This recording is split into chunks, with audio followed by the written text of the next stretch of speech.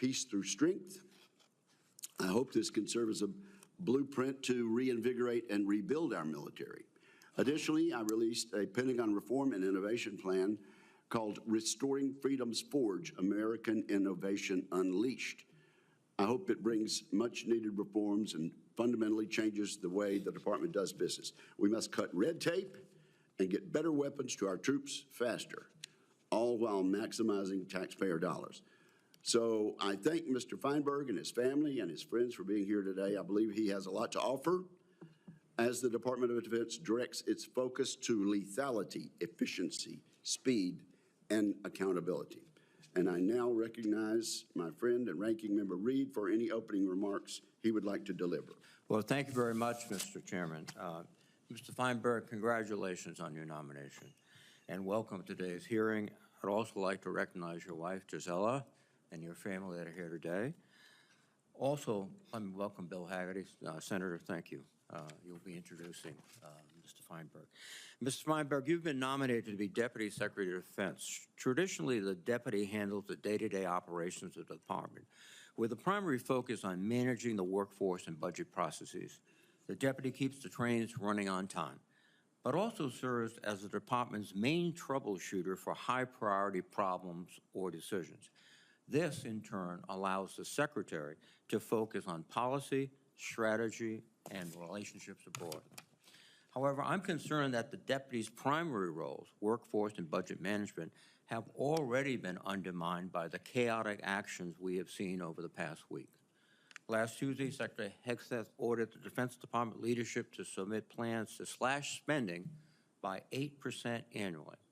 He suggested that these cuts would be covered largely by canceling DEI and climate change programs. But I would note that these programs combined account for barely 0.1% of the annual budget. The cuts will go much, much deeper to systems, and you will be part of that process.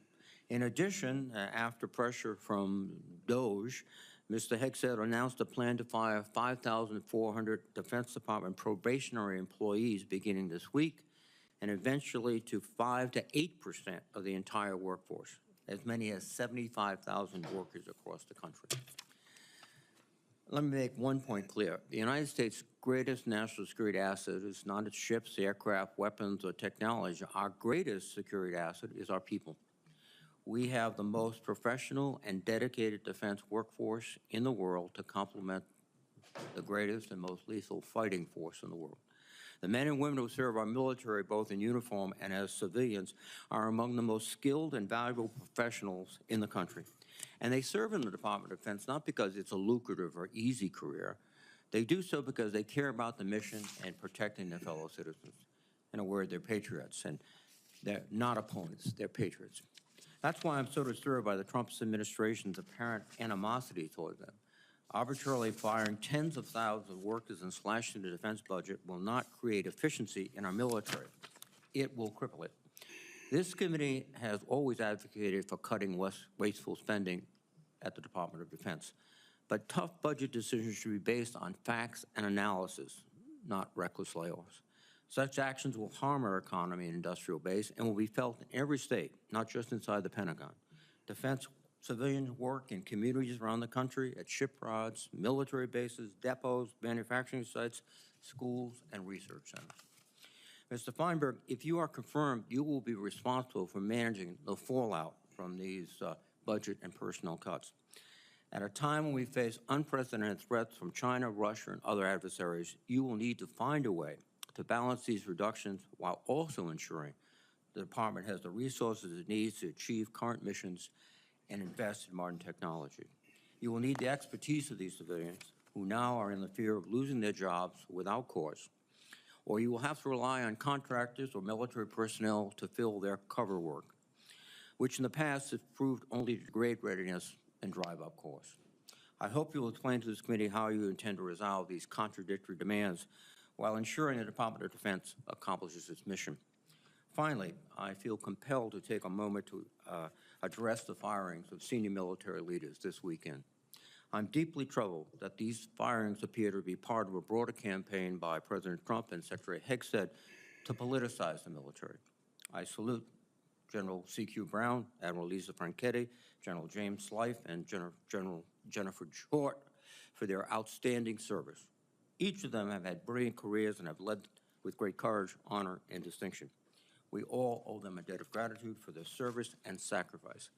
However, the timing of these dismissals and the lack of any explanation for why risk politicizing the military and sending a chilling message to the ranks that political loyalty to President Trump supersedes loyalty to the Constitution. Mr. Feinberg, these actions will also cause issues for you if confirmed, because the Deputy Secretary of Defense works closely with the Vice Chiefs of the Joint Staff and the services, most of whom are now either relieved of duty or covering two jobs. This will make it difficult for you to get the focus and time needed from these officers to address the difficult problems facing the department. I'm most alarmed, however, by Secretary Hegsted's dismissal of the Judge Advocate Generals of the Armed Forces. These officers, known as TJAGs, are among the most senior uniformed lawyers in the military, strictly apolitical, and they have a fundamental role in ensuring that balanced, lawful counsel is part of any military policy discussion. The TJAGs provide legal oversight that spans military justice, operational law, administrative compliance, and U.S. compliance with the law of armed conflict. We expect the TJAGs to always provide their best military advice, regardless of politics. These firings, along with the firings of the Inspector Generals, should alarm everyone about the President's commitment to the rule of law, especially for the military. Laws, rules, and regulations are of utmost importance in an institution with an enormous budget and a lethal mission. If adherence to the law becomes optional, the job of the Deputy Secretary becomes infinitely more difficult. Mr. Feinberg, if confirmed, you may be one of the most important advocates for our military service members and defense civilians within the Department of Defense. I hope you understand the responsibilities that come with your position and that you'll commit to speaking truth to power for the sake of our security. I hope you will also give us your assurances that you will communicate regularly and be transparent with this committee. A close bipartisan relationship has always been the hallmark of this committee in its dealing with the Department of Defense. Thank you for stepping forward to a lead at a critical time for our nation, and I look forward to your testimony. Thank you, Mr. Chairman. Thank you, Senator Reed. We are now joined by our distinguished colleague and friend, Senator Hagerty of Tennessee, who will make introductory remarks for our nominee. Senator Hagerty. Thank you, Chairman Wicker and Ranking Member Reed. I want to let you know how much I appreciate your holding this important nomination hearing today. It's a real privilege for me to introduce my good friend Steve Feinberg.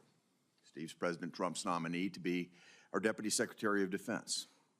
During the first Trump administration, from 2018 to 2021, Steve chaired the President's Intelligence Advisory Board.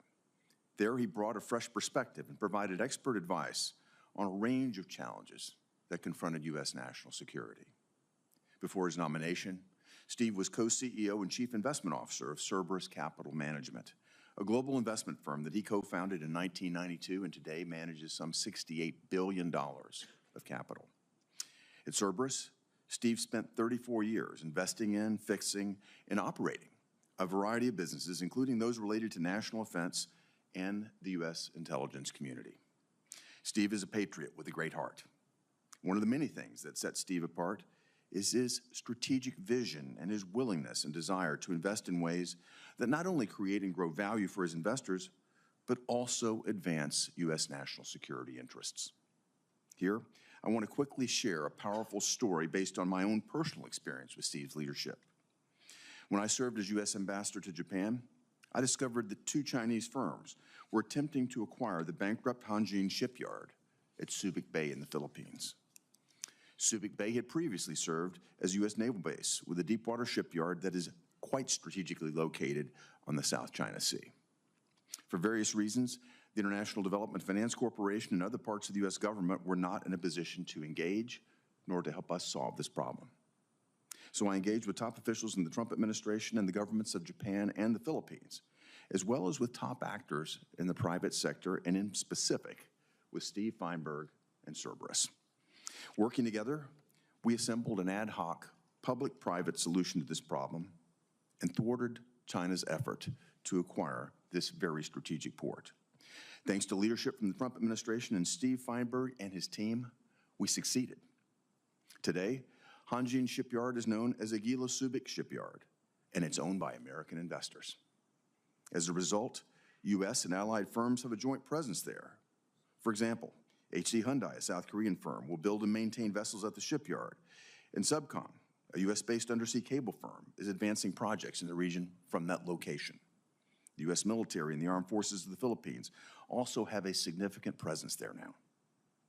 If Steve and his team had not stepped up to solve the problem, the Chinese Communist Party today would likely possess a vital piece of strategic infrastructure in the South China Sea, and the threats to the security of the United States and our partners would be enormous as a result. At Cerberus, Steve also worked hard on another issue that I dealt with firsthand as U.S. Ambassador to Japan, and that's helping the United States and our partners counter China's threat in 5G telecommunications by investing in commercial alternatives to Huawei and other Chinese telecom companies. Here again, Steve recognized a strategic challenge to the United States and sought to counter and minimize the influence and access that China could gain from control over spectrum and telecommunications infrastructure. On that note, I want to commend the committee for its strong support of the Defense Department's efforts to accelerate adoption of 5G and O-RAN technologies in order to provide strategic advantages to the warfighter, including by directing the Pentagon to establish a Secretary of Defense 5G cross-functional team to accomplish this objective. We couldn't have addressed these problems without Steve Feinberg, an outsider with a fresh perspective, who at the same time knows how to work on the inside while bringing innovation and ingenuity to the table.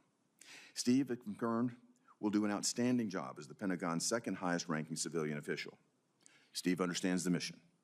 He'll leverage his leadership, his strategic thinking, his deep knowledge, his decades of experience, and his vast professional network, as well as his willingness to listen and learn and his decisiveness to improve the Defense Department. Just as he did at Cerberus for the past 34 years, Steve will work his heart out every day at the Department of Defense. He'll ensure that the building, its management, its operations, and its programs run better and more efficiently.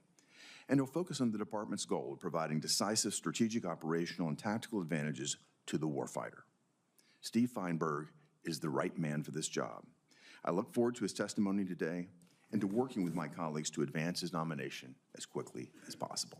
Thank you. Thank you very much, Senator Hagerty. We would love to have you stay with us all morning, but perhaps you have other engagements, and so feel free to go, and you have our thanks.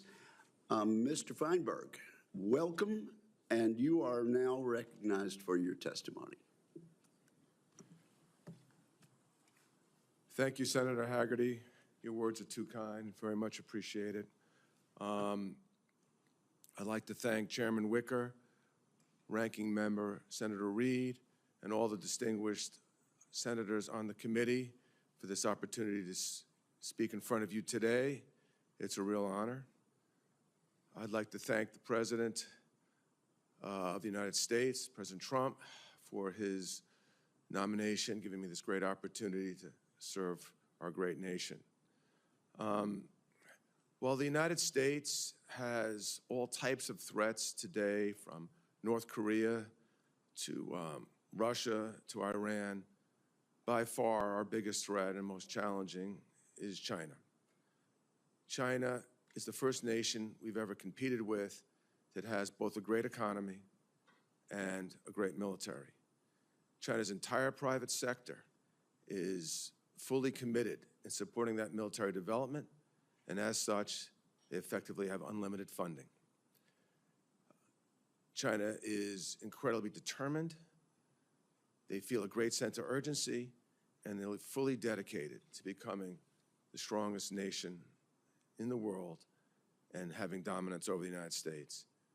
This is coming at a time where the United States has significant shortages in both our national security, many areas from weaknesses to shortages to problems.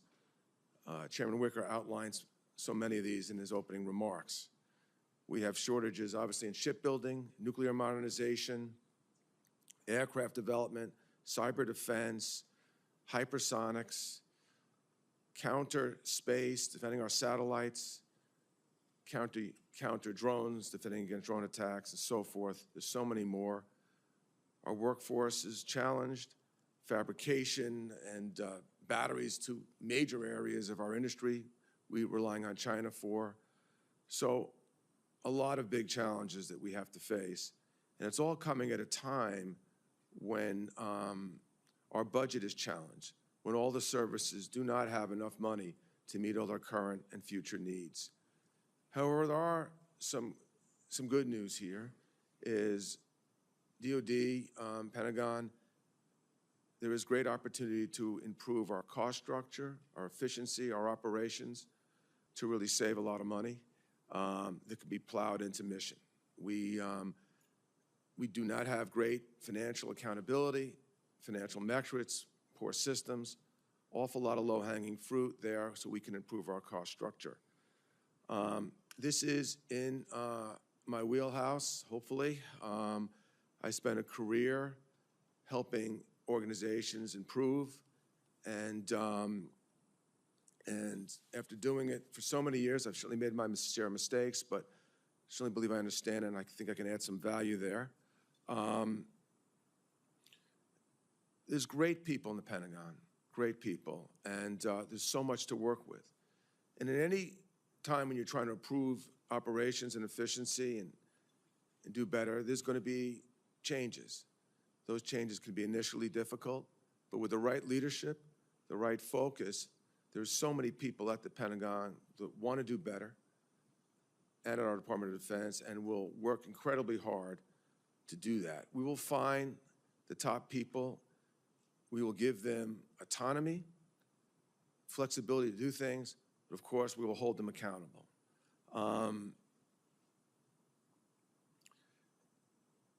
As chairman of the President's Intelligence Advisory Board under President Trump in the first administration, it was clear that we had some of these deficiencies. 5 years later, I think things have only gotten worse.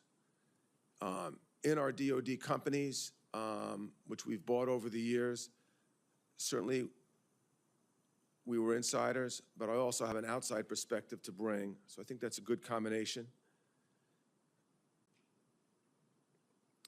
Not meaning to be too negative, but we really need to plug these shortages, focus on our priorities, get rid of legacy programs, be very disciplined, and while at the same time focusing on the economics. If we do that, giving America's great innovative capability and entrepreneurship, we will defeat China. If we don't, our very national security is at risk. With that, Mr. Chairman, I was wondering if I could introduce my family, if that's okay? Please do, yes. We'd love to get to know them better. Thank you. I'm fortunate to have behind me my nephew, Jovan Diaz. He's currently a major in Special Forces, Green Beret, served multiple tours in Iraq and Afghanistan. His brother, Eric Diaz, retired, former officer, served multiple tours in Iraq, Central America. My brother-in-law, Joe Swallow, former Marine. My godson here today, Moses Franco, former Marine and CO. And of course, my brother-in-law, Fred Sanchez, who was in the military, but sort of like it. He spent nearly 27 years New York Police. My dad, who is too ill to be here today, is going to be 99. He served in the South Pacific. I believe he's watching. And all my uncles, may they rest in peace, all served in World War II. None of this would be possible without, my wife of almost 39 years, Gisela, and my 3 daughters, Madeline and Jillian. I'm glad you finally got around to them. I'm sorry? Just a quip. And my son-in-law also, who works at Cerberus today, buying companies that help America, which is a big part of our business. Thank you, Chairman. Well, thank you very, very much for that testimony. We now have some standard questions that are required of civilian nominees, and so I ask you simply to answer with yes or no. Have you adhered to applicable laws and regulations governing conflicts of interest? Yes. Have you assumed any duties or taken any actions that would appear to presume the outcome of the confirmation process? No. Exercising our legislative and oversight responsibilities makes it important that this committee, its subcommittees, and other appropriate committees of Congress receive testimony, briefings, reports, records, and other information from the executive branch on a timely basis. Do you agree, if confirmed, to appear and testify before this committee when requested? Yes. Do you agree to provide records, documents, and electronic communications in a timely manner when requested by this committee, its subcommittees, or other appropriate committees of Congress, and to consult with the requester regarding the basis for any good faith delay or denial in providing such records? Yes. And I assume there will be no bad faith delay. Will you ensure that your staff complies with deadlines established by this committee for the production of reports, records, and other information, including timely responding to hearing questions for the record?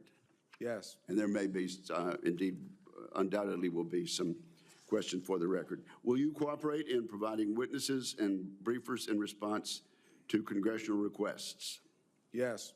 Will those witnesses and briefers be protected from reprisal for their testimony or briefings? Yes. Thank you very much for those answers. And now, you really have answered something that we're all interested. We're not where we need to be, and we are facing two nuclear near-peer adversaries, and our, for example, our shipbuilding, according to your testimony, is nowhere near where it should be.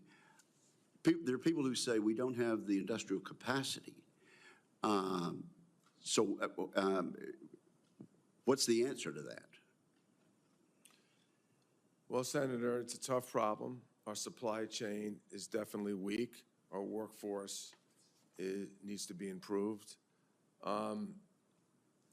But a big piece of improving our supply chain is working more closely with our private sector.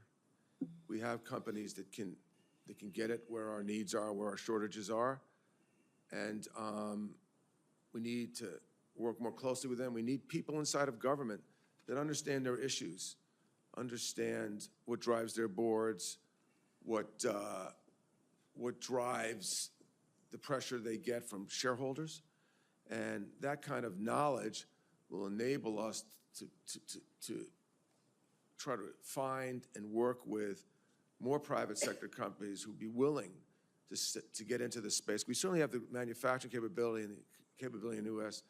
to meet the shortages in our supply chain, and we just got to encourage those companies to do it. Okay, and we probably will want you to enlarge on that on the record. Now, we're at 3% of GDP now. Is a percentage of GDP an accurate measure? I've been advocating for 5%. Why do people talk about a percentage of GDP? Well, I think historically our military spending has been at a higher percentage of GDP, and of course, you know, more funds would help us in a very difficult period. But I think, in my humble opinion, my job as deputy, if I'm fortunate enough to be confirmed, would be work with whatever the funding the Senate and the House gives me, and I'll do my best with that. Well, we had, I think we took a real good step Thursday night and early into the early hours Friday morning. You mentioned in terms of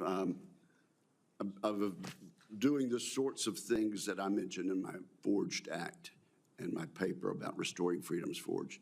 You mentioned there's some low-hanging fruit.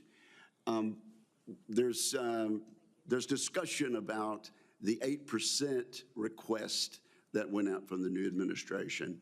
I can tell you're going to be very thoughtful about this, but discuss, if you will, the extent of this low-hanging fruit And to what extent do you think we can get started on that in this fiscal year? Yes, Senator, thank you.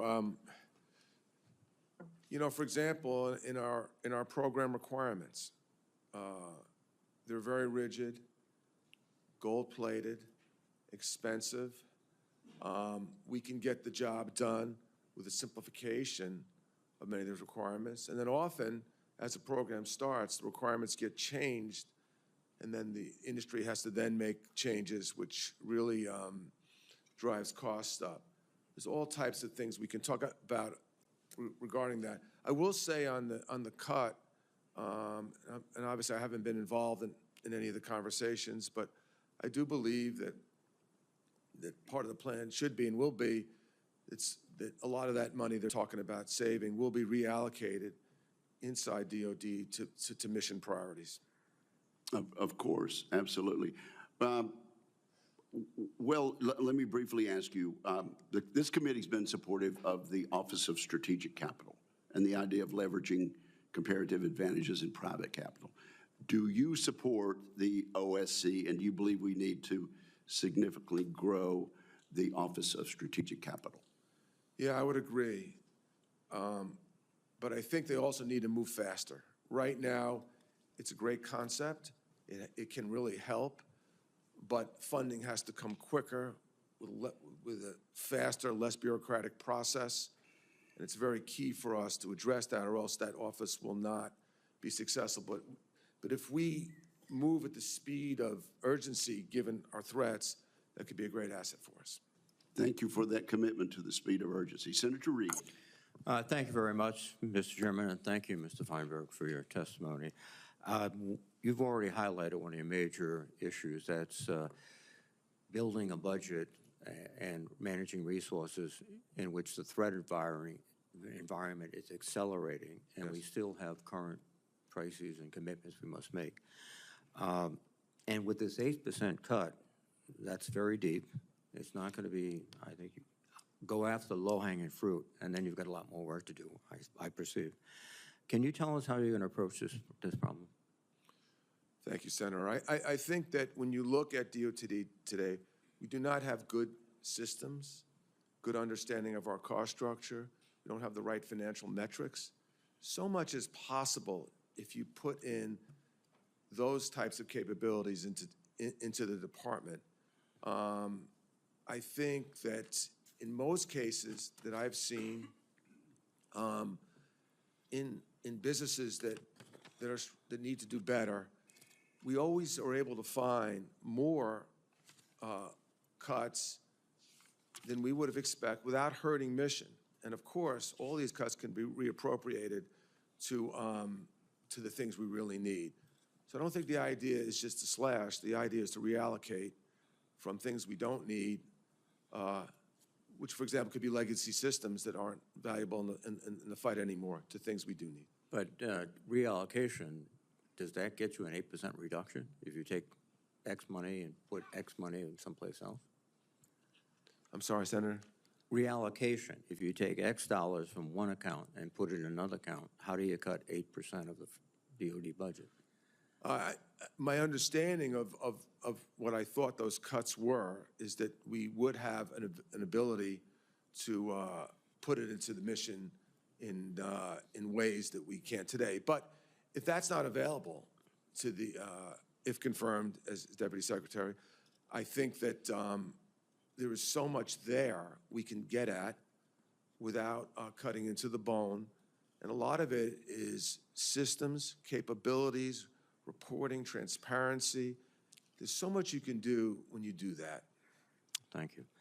Over the weekend, the Secretary announced that 5,400 probationary employees would be dismissed, and it apparently was not done with any analysis. It was just preemptive.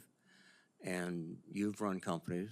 Have you ever walked in and fired thousands of people without any analysis of the cost or benefits? Well, I believe that we, every person is significant. And these cuts are always hard. And, but I believe that most of the cuts that we will see will be from people that want to retire, people who would like to resign early.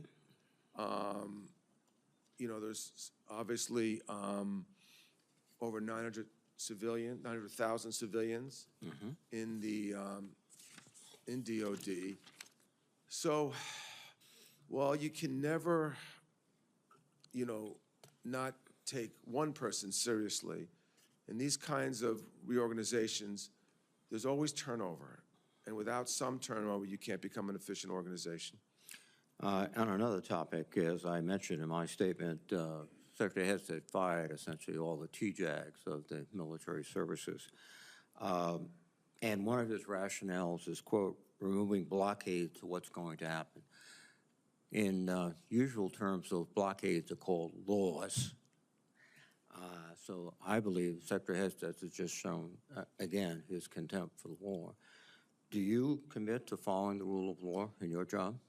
Absolutely, Senator. Federal law states clear that no DOD employee may interfere with the provisions of independent advice by TJAGs to military service leadership and by JAG officers to commanders. Do you commit to respecting their independence Yes, and also instructing others to do so? absolutely. Relatedly, do you commit to the independence of DOD and other agencies, inspector generals? Yes. Thank you very much, Ms. Feinberg. Thank you. Thank you, Senator Reed. Senator Cotton. Mr. Feinberg, you've already mentioned in your opening remarks and your exchange with Senator Wicker the importance of revitalizing our defense industry. One important department has is the defense production going back decades, but unfortunately struggled to effectively use the Defense Production Act. The previous administration used it for non-critical needs like so-called green energy. What are your thoughts on how we could reform the Defense Production Act and use it more effectively to jumpstart our defense industry? Yes, Senator, thank you. It's a great tool for us. I think we have to combine some of our top people at the Pentagon with private sector capability and look at the kind of things that we really need with urgency, speed, of course, a lot of due diligence, but not crushing due diligence, which takes us 6 months, a year, year and a half, which often happens in those kind of programs. Got to go faster, got to realize the threat, got to put the right people who can go faster. Thank you. I appreciate that, and I agree. Especially when you get to the subcomponent level in industry, there's a lot of challenges with supply, and the Defense Production Act was passed decades ago out of recognition that when we're in a crisis, as I think we face now around the world, the defense industry simply has to come first when it comes to certain critical components or supply chain challenges. You identified China as the most serious threat we face, certainly the most serious long-term threat we face. I completely agree with that. I'm curious about your thoughts on what are the key acquisition programs underway right now or that might soon be underway that you think we would need in a conflict in the Western Pacific? Obviously, a conflict most likely to happen if Communist China decided to go for the jugular in Taiwan. Yeah, I mean, clearly we need to develop autonomy. Autonomy in significant numbers with a centralized command, effectively brain. And we have to make the right decision on whether we need to build a next generation aircraft or we can rely on autonomy. Of course, we got to improve our shipbuilding. China's very strong there. Our nuclear capabilities are old. We have to upgrade them. And we have to develop hypersonics. We can't allow the Chinese to be faster than us, both in their weaponry and aircraft, and so many more, Senator. Yeah, thank you. I agree on all of those. One question or issue that you mentioned in there is whether we have a manned sixth-generation fighter. I know that you haven't been on the job yet. You haven't gotten all the briefings that we've had on the committee. Do you have any preliminary thoughts on the need for a manned fighter? Well, there's a controversial issue, and I know there's views on both sides. I want to get in there, if I'm fortunate enough to be confirmed, look at all the classified information and And ultimately, that decision could be made by the secretary or the president even, and see if I can add some value to it. Sure. As we discussed, I hope that we can move along promptly and you can get the same information the committee has. It's a decision that needs to be made soon, but it's not imminent in a matter of days. I mean, there are several weeks left, I believe, before the decision needs to be made. Sure. What about any thoughts on munitions? Obviously, munitions are complicated these days, but they're still not a stealth bomber. They're not an aircraft carrier. We do need to increase basic rates of production on these. It's not reinventing the wheel. It's just making more of the same stuff. Any thoughts on how we can accelerate production rates in private industry? It's a tough problem. A lot of times in ammunition, you need ammunition machines effectively to help build it, and those are in short supply. You know, my hope is, if I am confirmed, that for each of these shortages, get in there, look at the specific facts, go over it in detail, understand the weaknesses, and come up with a detailed operating plan. And my humble opinion, often in the past, maybe some of the senior civilian leadership in the Pentagon, maybe not as deep into the detail of these. Every operating entity has all sorts of detail you got to get into. So I don't know yet, but I think there's a lot of companies we can attract to help us with this problem. It's not rocket science munitions, and there is an ability to expand. Okay. Thank you, and thanks to your family, your very large extended family, and their record of service to our nation in the military and in law enforcement, and also thanks to your father, who's watching today, part of the greatest generation along with your uncles. It's a great American story that reflects the story of so many other of our military families. Thank you for your service, Senator. I appreciate it. Thank you, Senator Cotton. Senator Shaheen. Mr. Feinberg, congratulations on your nomination and welcome to all of your family. Thank you for your willingness to serve. Thank you. Chairman Wicker and you yourself, in your opening statement, made the point that we've been underinvesting in our defense in order to ensure the national security of this country. So I'm a little confused about the strategy that on the one hand, we have the administration talking about cutting 8% across the board primarily. There are about 17 areas of exempt from those cuts, but those don't include any manned aircraft, so no fighter jets, no tankers. It only excludes military construction for the Indo-Pacific area. And so on the one hand, we're talking about cutting 8% for 5 years, and on the other hand, we have upped the budget by $150 billion based on what the Senate voted to do on Thursday. So help me understand what the strategy is here and why on the one hand, I can understand, as you pointed out, and I think you're absolutely correct, that being strategic and thoughtful about how we become more efficient is really important. But across the board cuts don't do that. And so how is this making us more secure based on upping the budget on the one hand and cutting it on the other? Yeah, obviously I don't have the detail on where these cuts are going to go. But, you know, there is always significant opportunities of things we don't need when you really get into the detail. In my humble opinion, if I'm able to get through confirmation, I think I can add value to that discussion and try to ensure that we make the right cuts. I do trust the Secretary's judgment on where he wants to go. But there is a real opportunity to make the right cuts. And it has to be done thoughtfully, to your point. But I don't think the exact nature of these cuts have yet been determined. So I think there's an opportunity to apply them correctly. Perhaps the nature of the cuts haven't been determined, but the layoffs have already started. One of the places where layoffs have been proposed is with our public shipyards. We have the Portsmouth Naval Shipyard that New Hampshire and Maine share. It's the oldest continuously operating shipyard in the country. It has the best on-time record in terms of maintenance. It maintains our nuclear attack submarines. And I guess I would raise real concerns about whether it makes sense to cut our workforce when those attack submarines are one of the real advantages we have over China. Would you agree with me that we need to look long and hard before we start talking about cutting a workforce that maintains our nuclear attack submarines and gets them out on time and on budget? Yes, Senator. I haven't seen the detail of this, but if I'm able to get in the job, I will look at it super carefully and try to ensure that we make the right cuts that won't cut into mission.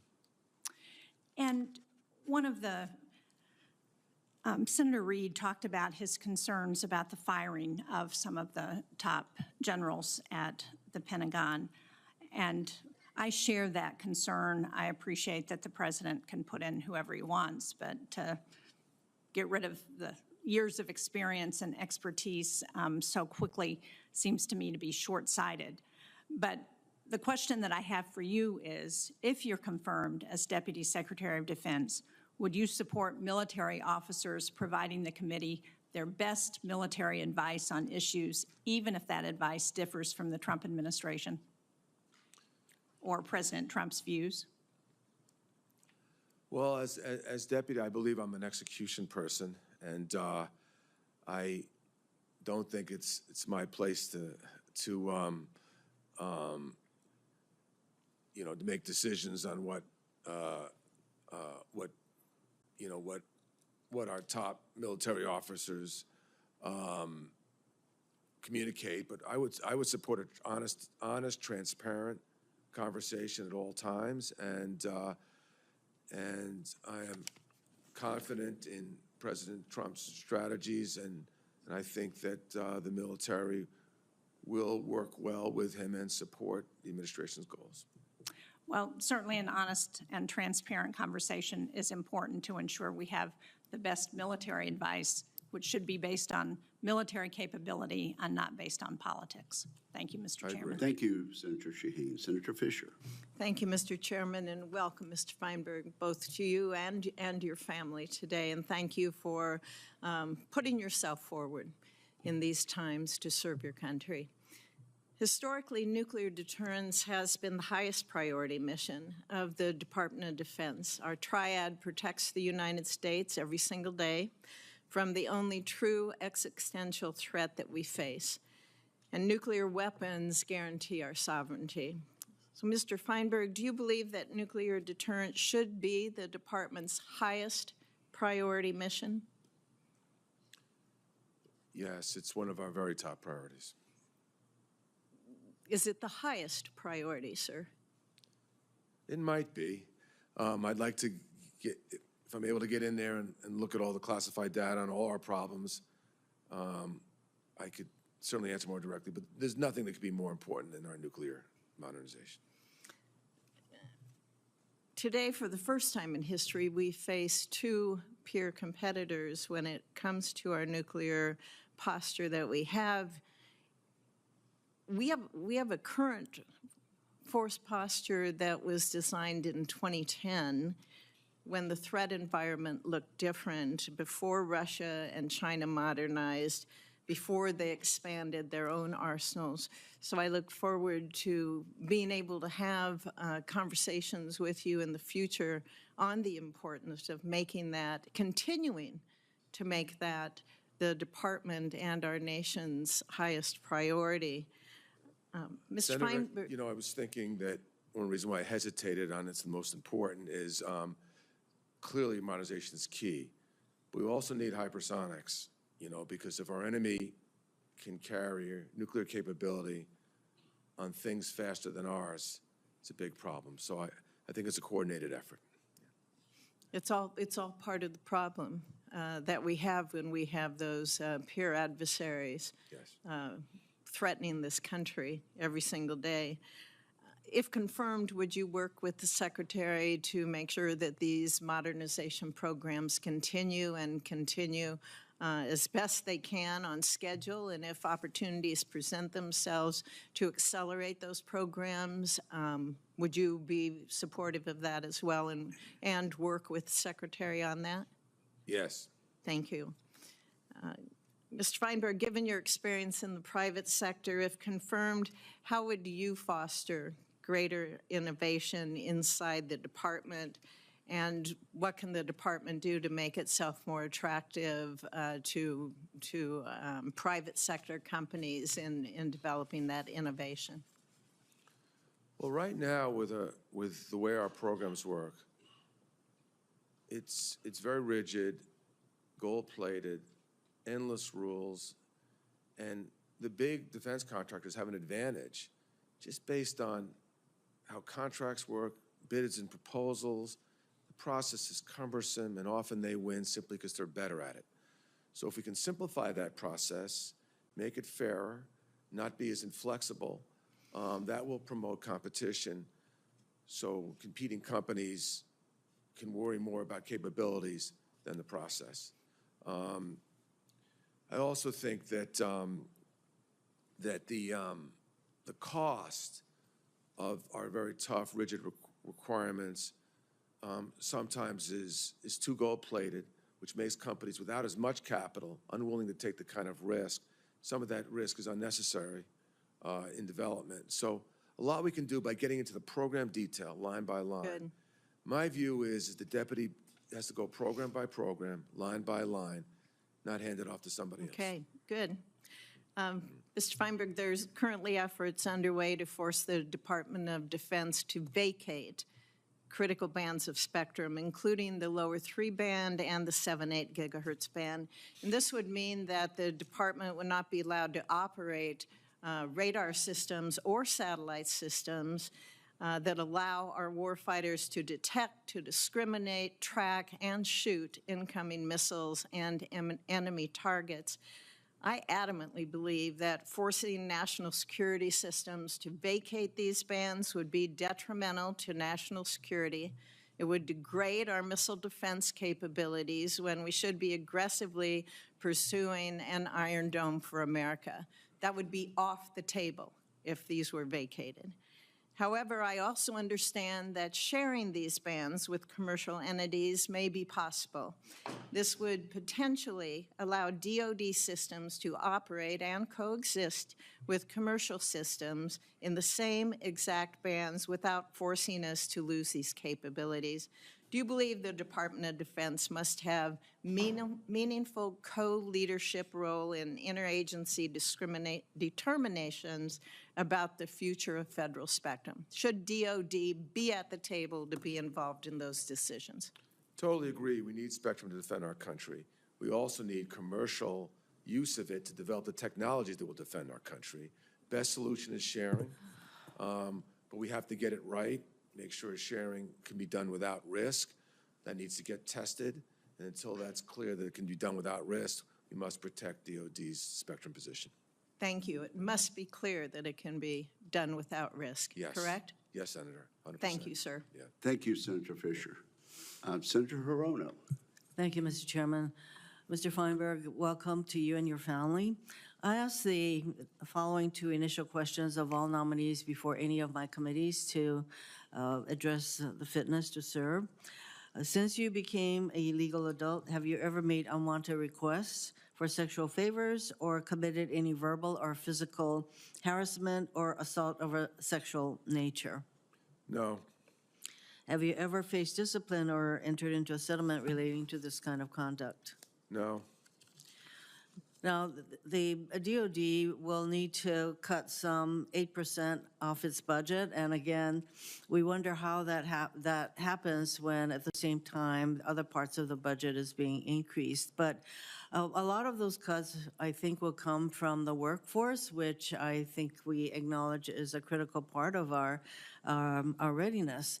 So here we see that some 5,400 people have already been or will soon be let go from DoD. And these are people who are in probationary status. These are not people getting ready to retire.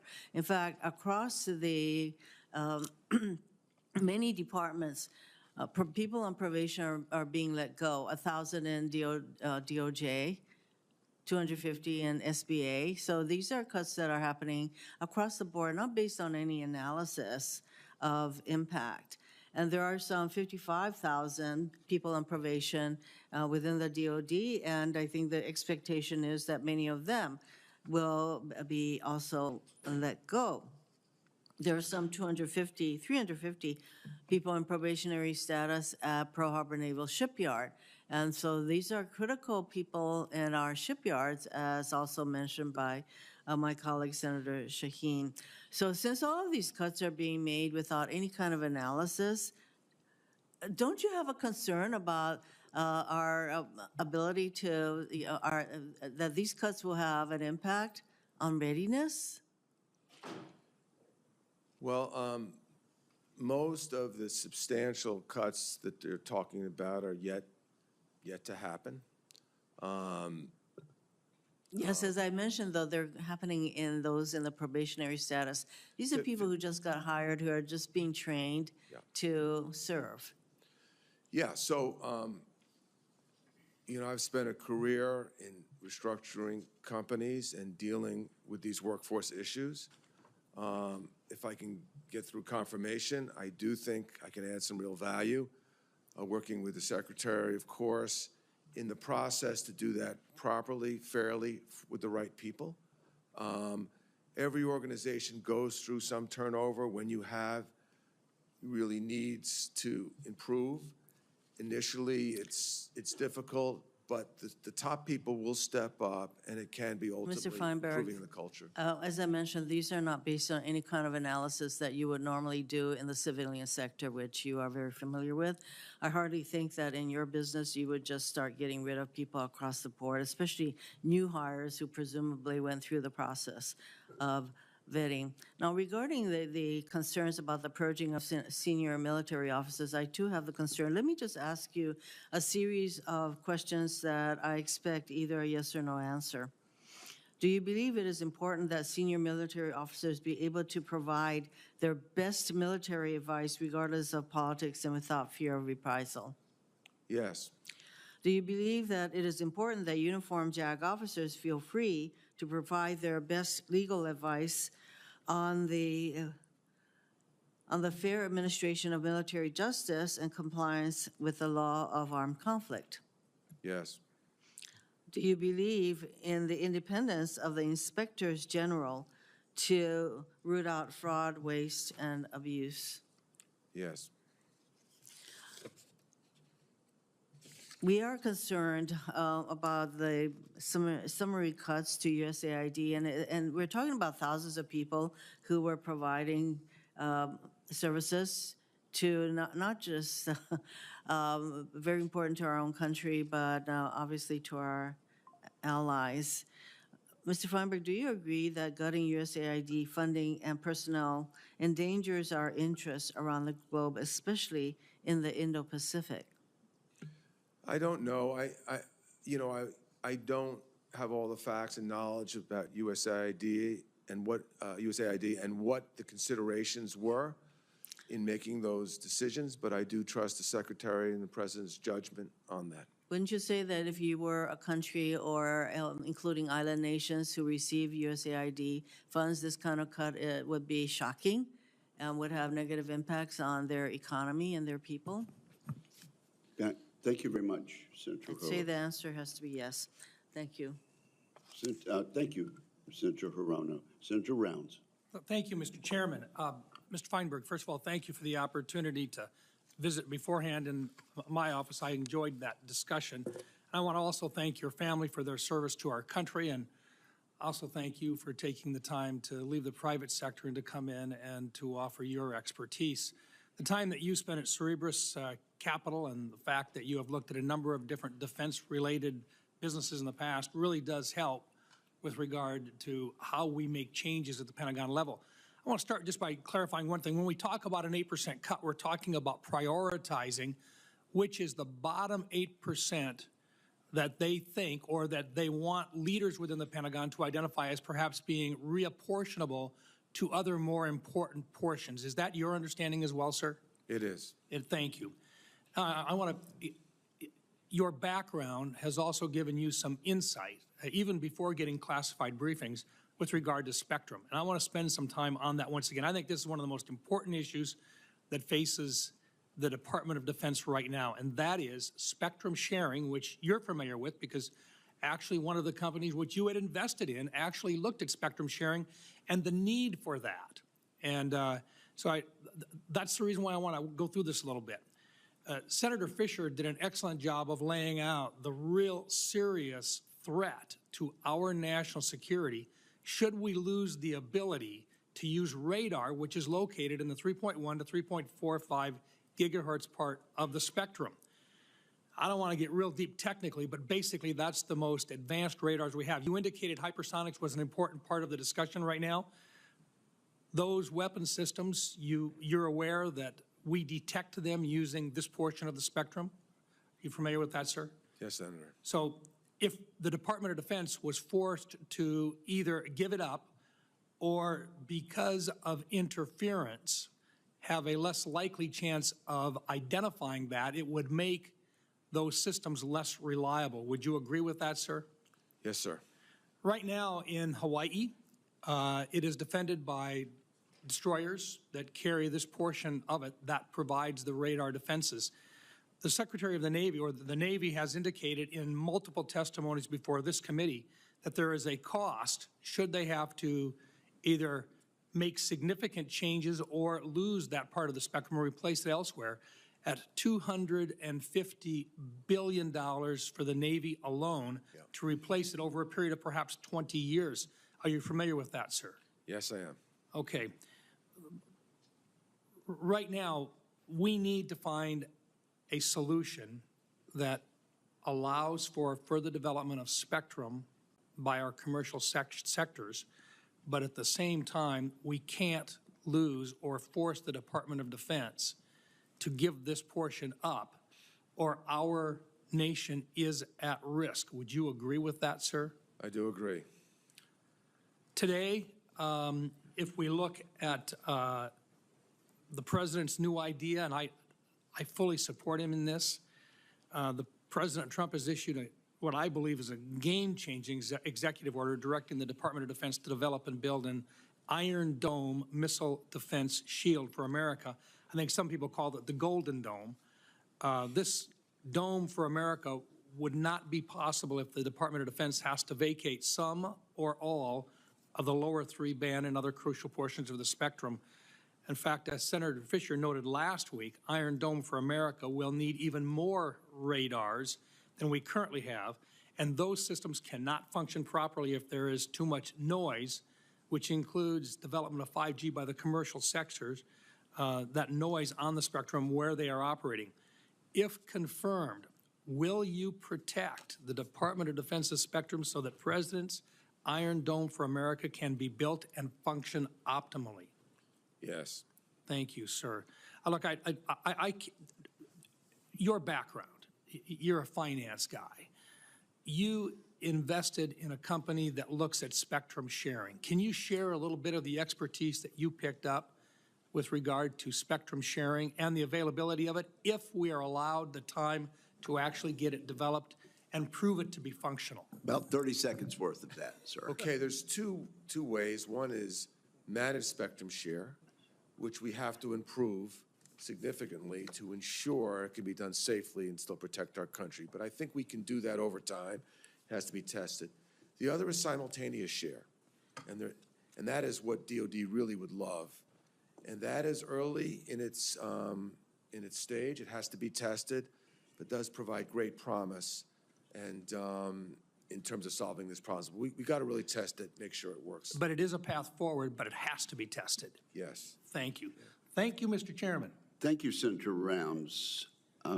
Senator Ernst. Yes, thank you, Mr. Chair, and thank you, Mr. Feinberg, for being here today. And I want to thank your family as well for their service. So let's start with our defense budget audibility. Yeah. Okay, we spoke about this in my office. I've been long committed to cutting unnecessary spending in Washington, D.C., and the Pentagon is no exception to this. The DoD, which controls the largest discretionary budget in the federal government, has never passed a full financial audit. This failure, it continues to erode our public trust, and it prevents the efficient use of taxpayer dollars for critical defense priorities. So, Mr. Feinberg, what specific measures will you implement to ensure the DoD finally passes an audit as our law requires? Yes, it's super important. I mean, we got to have financial accountability. I guess I was told we have 480 systems at DOD. I'm not sure the exact number, but obviously we got to consolidate systems. We got to bring in the right help that can work closely with the Pentagon to have, to be able to clarify and make simpler our financial process. You know, if confirmed, I can get in there and look at the specific details. We've done this historically in so many companies. Generally, when a company has a problem, they often have wild financial issues. So it can't say exactly, but it's all achievable. Financial audits are very achievable. We'll get it done. Yes, and that's why I'm trusting that your background and expertise can make this possible. We know that there are many private organizations and businesses that are of a similar scale to the Pentagon, maybe not quite as large, but they successfully undergo rigorous financial audits all the time. This is possible.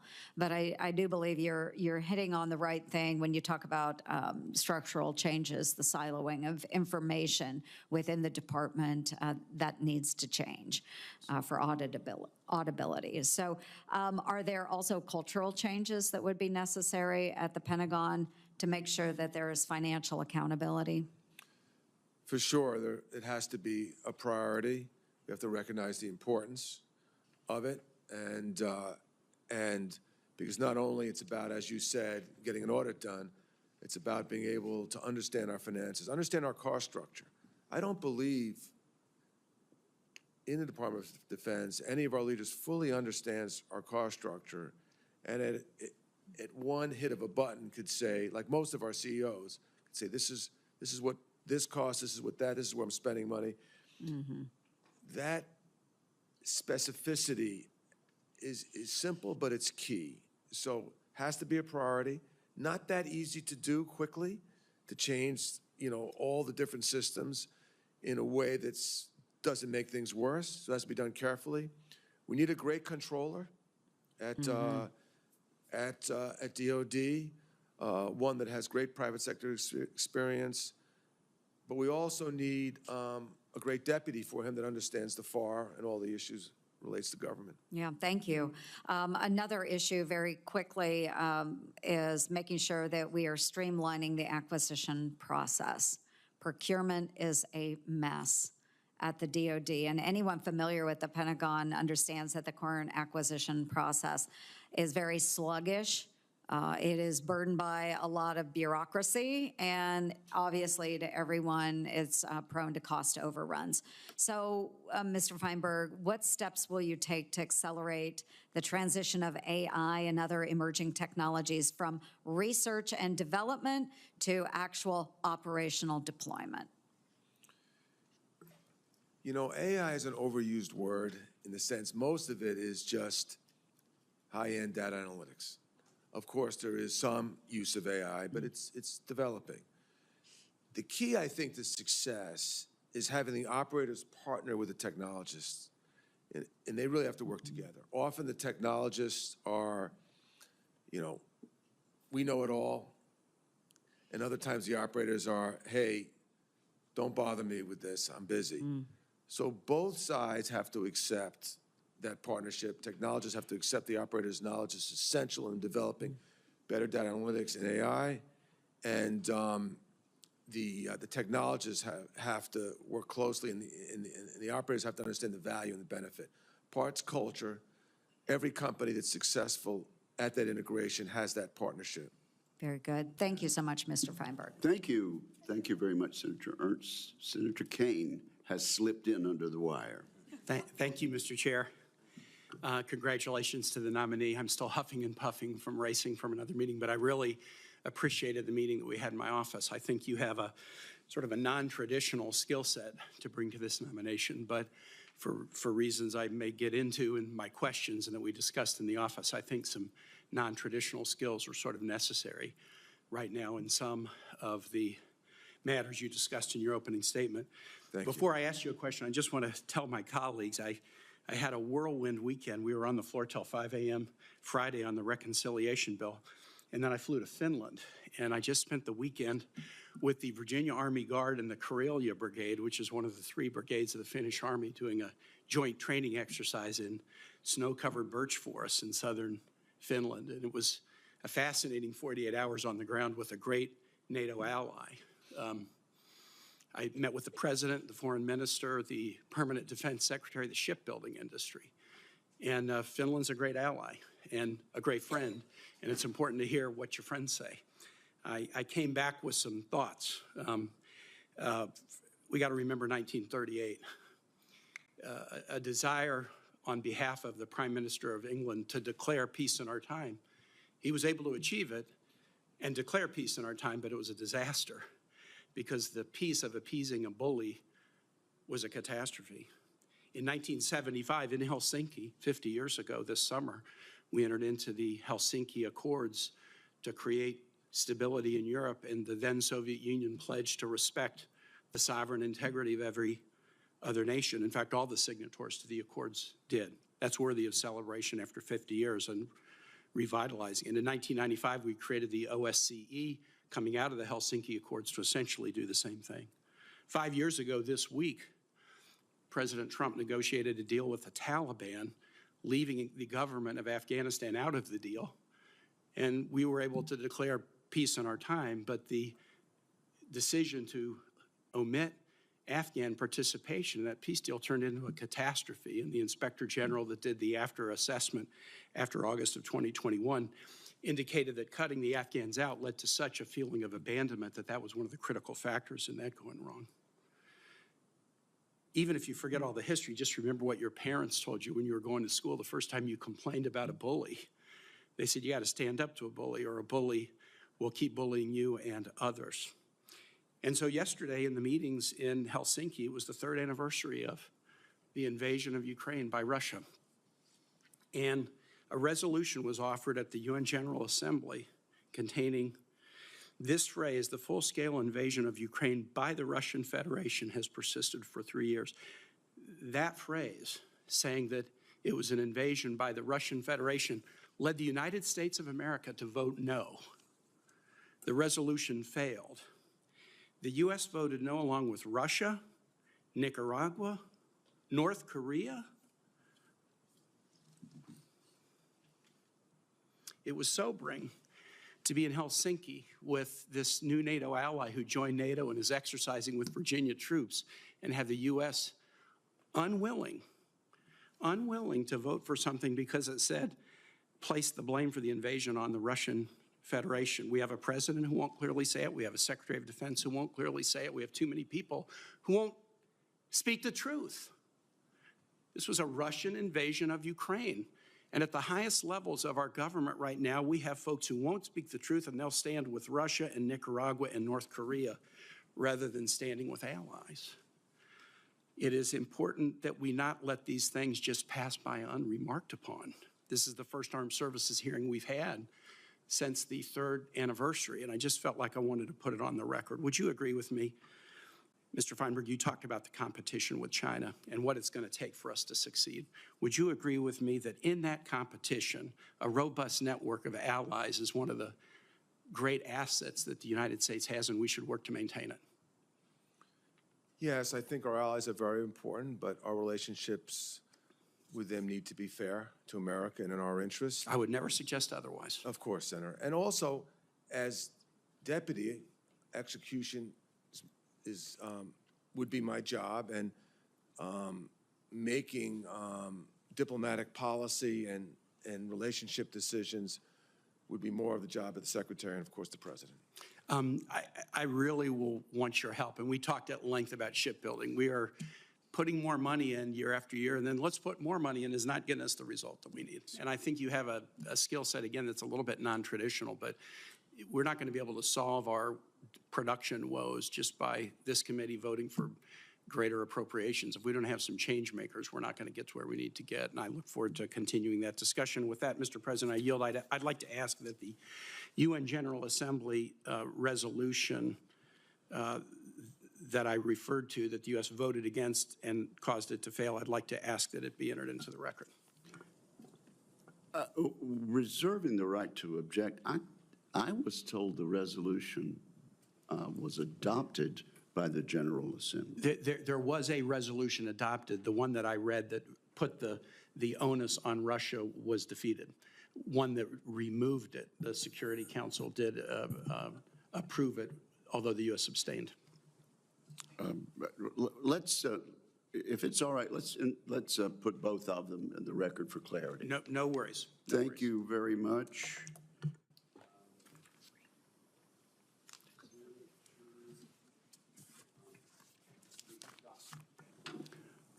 Take a deep breath. Perhaps Senator Scott would like to pass. Senator Mullen. Now, that's a gentleman there. Thank you, sir. Who are you speaking of? I'm just kidding. Both. Yeah. I want to take some time here because it wasn't where I was planning to go, but I just can't allow my colleagues on the other side to just spew 100% mistruths constantly and then play into the fear of the American people. And I'm just going to start, first of all, with our national security issues. National security issue one is our national debt. And our national debt is now costing us more to just pay interest than we spend on our military. That's a huge national security risk. And so at what point do we start making cuts? And people want to start talking about cutting 5,400 jobs out of the DOD as a whole when they have 950,000 employees, and we're talking about less than 0.5% of the workforce. Where do we start cutting? We're spending trillions of dollars with agencies that are not unfunded, and you're going to tell me we don't have the ability to cut some employees when underneath the Biden administration it was bloated and there's not room to cut? When a company is going underwater, you do have to take a look at the workforce. I don't want to suggest that our country is going underwater, but if we continue this path, we will. And I commend President Trump and those that he has put in place to actually make hard cuts. Making cuts are difficult. It's tough. But when are we supposed to start if we don't start now? The previous administration wasn't willing to do that. And then, as the senator that just asked questions wanted to bring up the Afghanistan withdrawal, brother, that's very, very close to me. That hits home. And you're going to lay the withdrawal on President Trump and say it was his fault? The disastrous withdrawal came 100% from the Biden administration, and American lives were left behind and are still dying because of it. And Americans' lives were lost during the withdrawal. And you're going to sit there with a straight face and try to say that it was President Trump's fault? When the Biden administration, and all of us know this because we were briefed on this, that the Biden administration threw out the entire withdrawal plan that the Trump administration had and decided to go their own way. And man, wasn't that great. And then we're going to start talking about President Trump not calling a bully out like Putin. Do we forget what happened in 2017 when Trump 100% told Russia to stay out of Syria, not to be involved, especially with the bombing of Assad's own people? And when they did, President Trump within 30 minutes took out the airfield that they operated out of, destroyed it, and then took back the airspace, and we had the airspace in Syria all the way up until Biden took office and we gave it back to Putin? Or stand up to a bully? Do we want to go back to Israel and Hamas and discuss the way the Biden administration handled that? And the way they refused to call Hamas a terrorist organization and the Houthis a terrorist organization and Iran a terrorist organization? And you're going to sit there with a straight face and actually say that about President Trump? Are you joking me? Are we serious saying that President Trump isn't willing to stand up to a bully when underneath his administration was the only time that Russia didn't advance into Ukraine, because they did underneath Obama when they took Crimea, and they did underneath Biden because they didn't respect him because of the disastrous withdrawal from Afghanistan, and every expert will tell you that. So where is it that we're coming up with this other than just plain fear? All I want to do is just stroke fear into the American people and try to divide something between us and the president, because the president is bringing back hostages. He also brought back a hostage that Biden left behind, and he didn't give up one thing to Russia, including a guy that was highly, highly considered a threat to the world. What was his name? Anybody? What was his nickname? No, not Soleimani. Dr. Death that we decided to trade for. And I'm sure you guys thought that was a good trade. Guys, give me a break. We're trying to advance America's agenda and do what's best for this country, and the American people agree with the direction we're going. So, sir, sorry about going on a rant here, because I actually did want to get into your business and the direction that you can take our defense industry, but that couldn't go without answered. And so you and I have already had a conversation. We'll continue the conversation. I look forward to working with you. With that, Thank you. I yield back Thank to you, Senator Mullen. Senator Warren. So, Mr. Feinberg, you've been nominated to be Secretary of Defense in charge of DOD's $850 billion budget. Your main qualification is that you have built one of the world's largest private equity companies. You've spent your entire career honing the private equity tools that used to hollow out our businesses, from department stores to veterinary practices. And presumably those are the skills that you would bring to the Department of Defense. So I just want to look at how that's worked. Let's start with how you treat people. In Massachusetts in 2010, your private equity firm bought 6 nonprofit hospitals, turned them into for-profit hospitals called Steward. 10 years later, you cashed out, having made a profit, a little shy of $1 billion, and leaving behind a hospital system that was staggered under a load of debt, and 4 years later, collapsed into bankruptcy.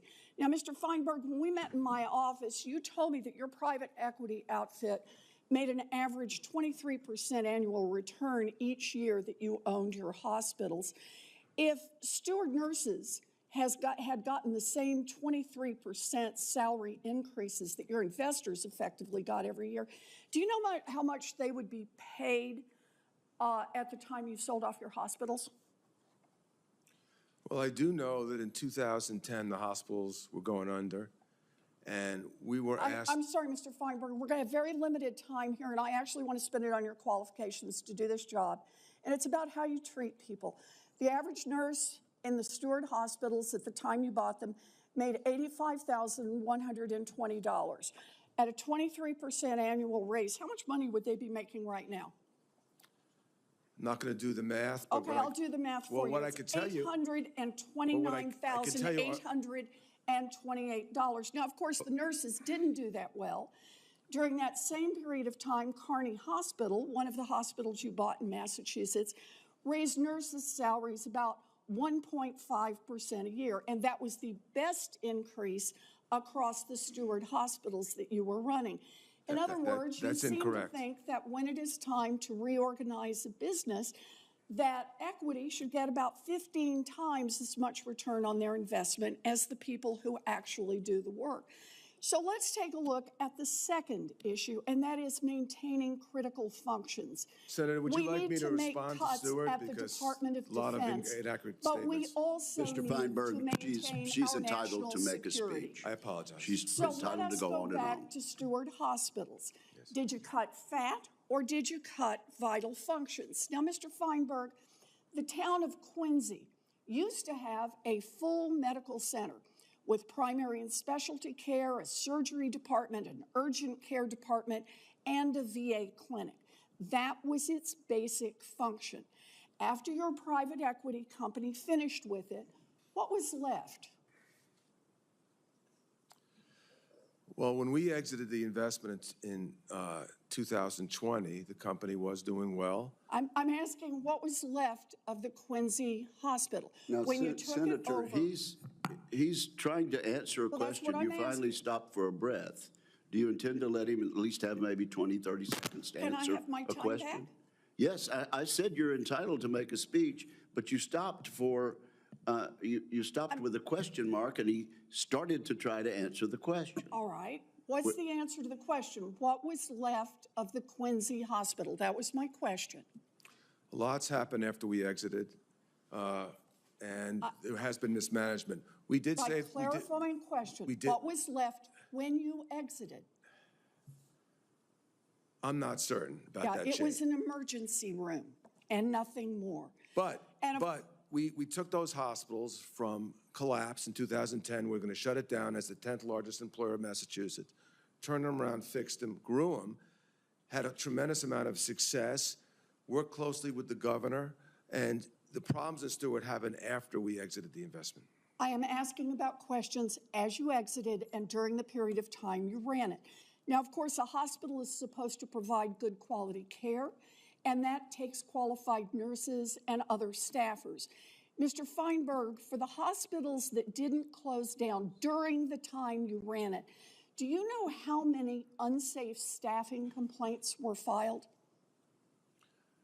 I do know the vast majority of problems happened after we left. And by the way, our nurses were among the highest paid in the country. Is that a no, that you don't know how much? I don't know. How many unsafe staffing complaints were filed? Well, let me tell you, there were over 1,000 filed. That is 5 times the normal rate in Massachusetts. What year was that? Look, these are the years that you were in control. For the 2 hospitals. Senator Warren, perhaps you would like to take another round. But, No, I'd like to just finish. No, I your just have time a has close. expired, Senator. Your time has expired. I spent a great deal of that time listening to the chairman tell me how I Senator's have to time has conduct my expired. questions. Senator's time has No, expired. could I just Senator close? Sullivan. Could I just close, Thank you, Mr. Mr. Chairman. Chairman? I'd just like to say why I Thank you, care Mr. about Chairman. this issue. I have a, Senator's time has expired. She can have another round.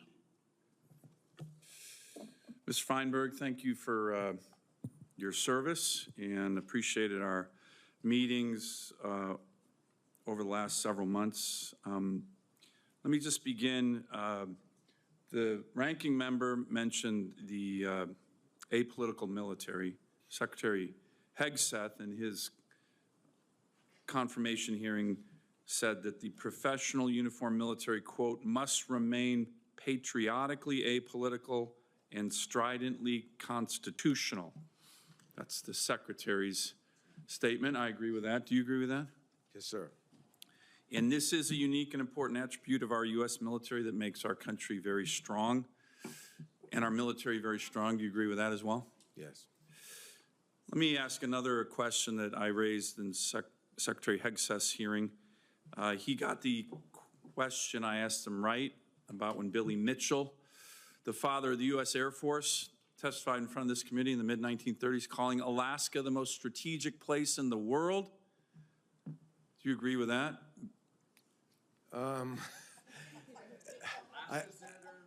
I agree it's one of the most strategic Okay, places in all the right. world. Well, maybe I won't support your nomination. No, I'm kidding. It's not Greenland, though. Let's make that.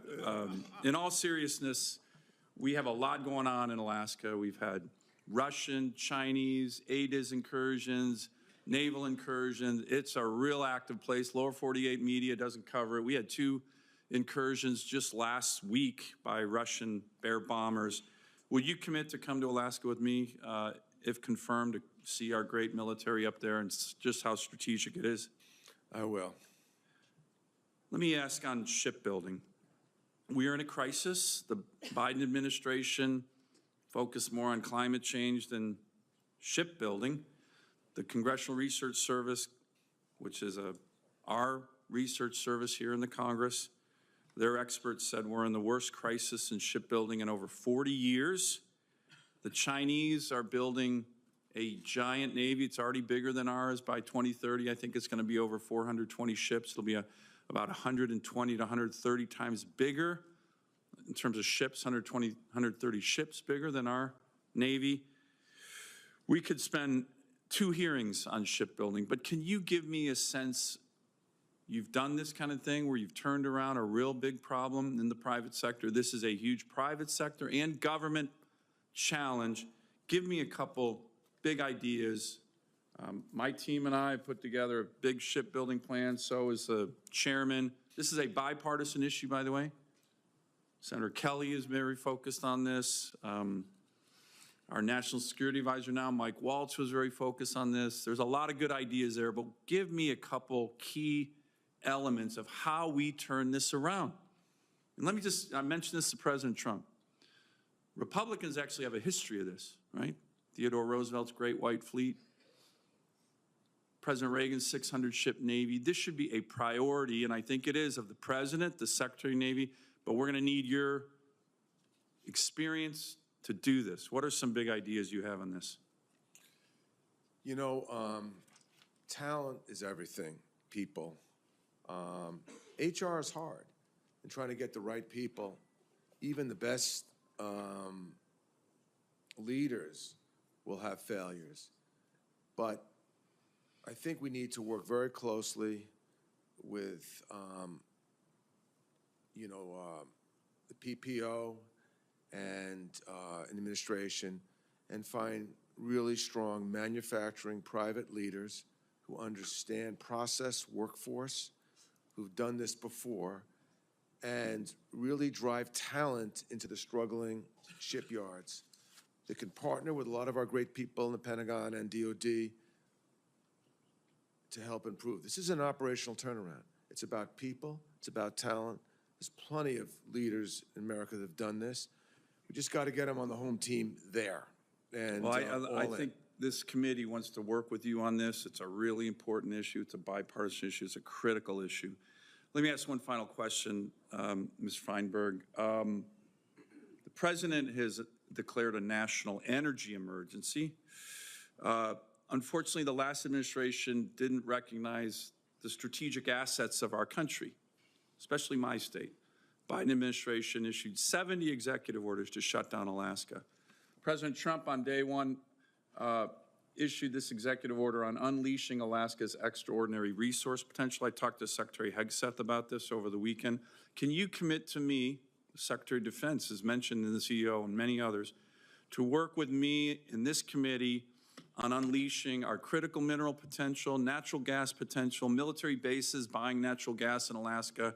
This is a key component of the President's strategy. It's going to make our country stronger, and it's a far cry from what we just experienced under the Biden administration. Will you make that, shut down critical minerals? Will you make that commitment, Mr. Feinberg? Yes, I will. Thank you very much. Thank you, Mr. Chairman. Thank you, Senator Sullivan. Senator Blumenthal. Thanks, Mr. Chairman. Thank you for your willingness to serve, Mr. Feinberg, and welcome to the committee.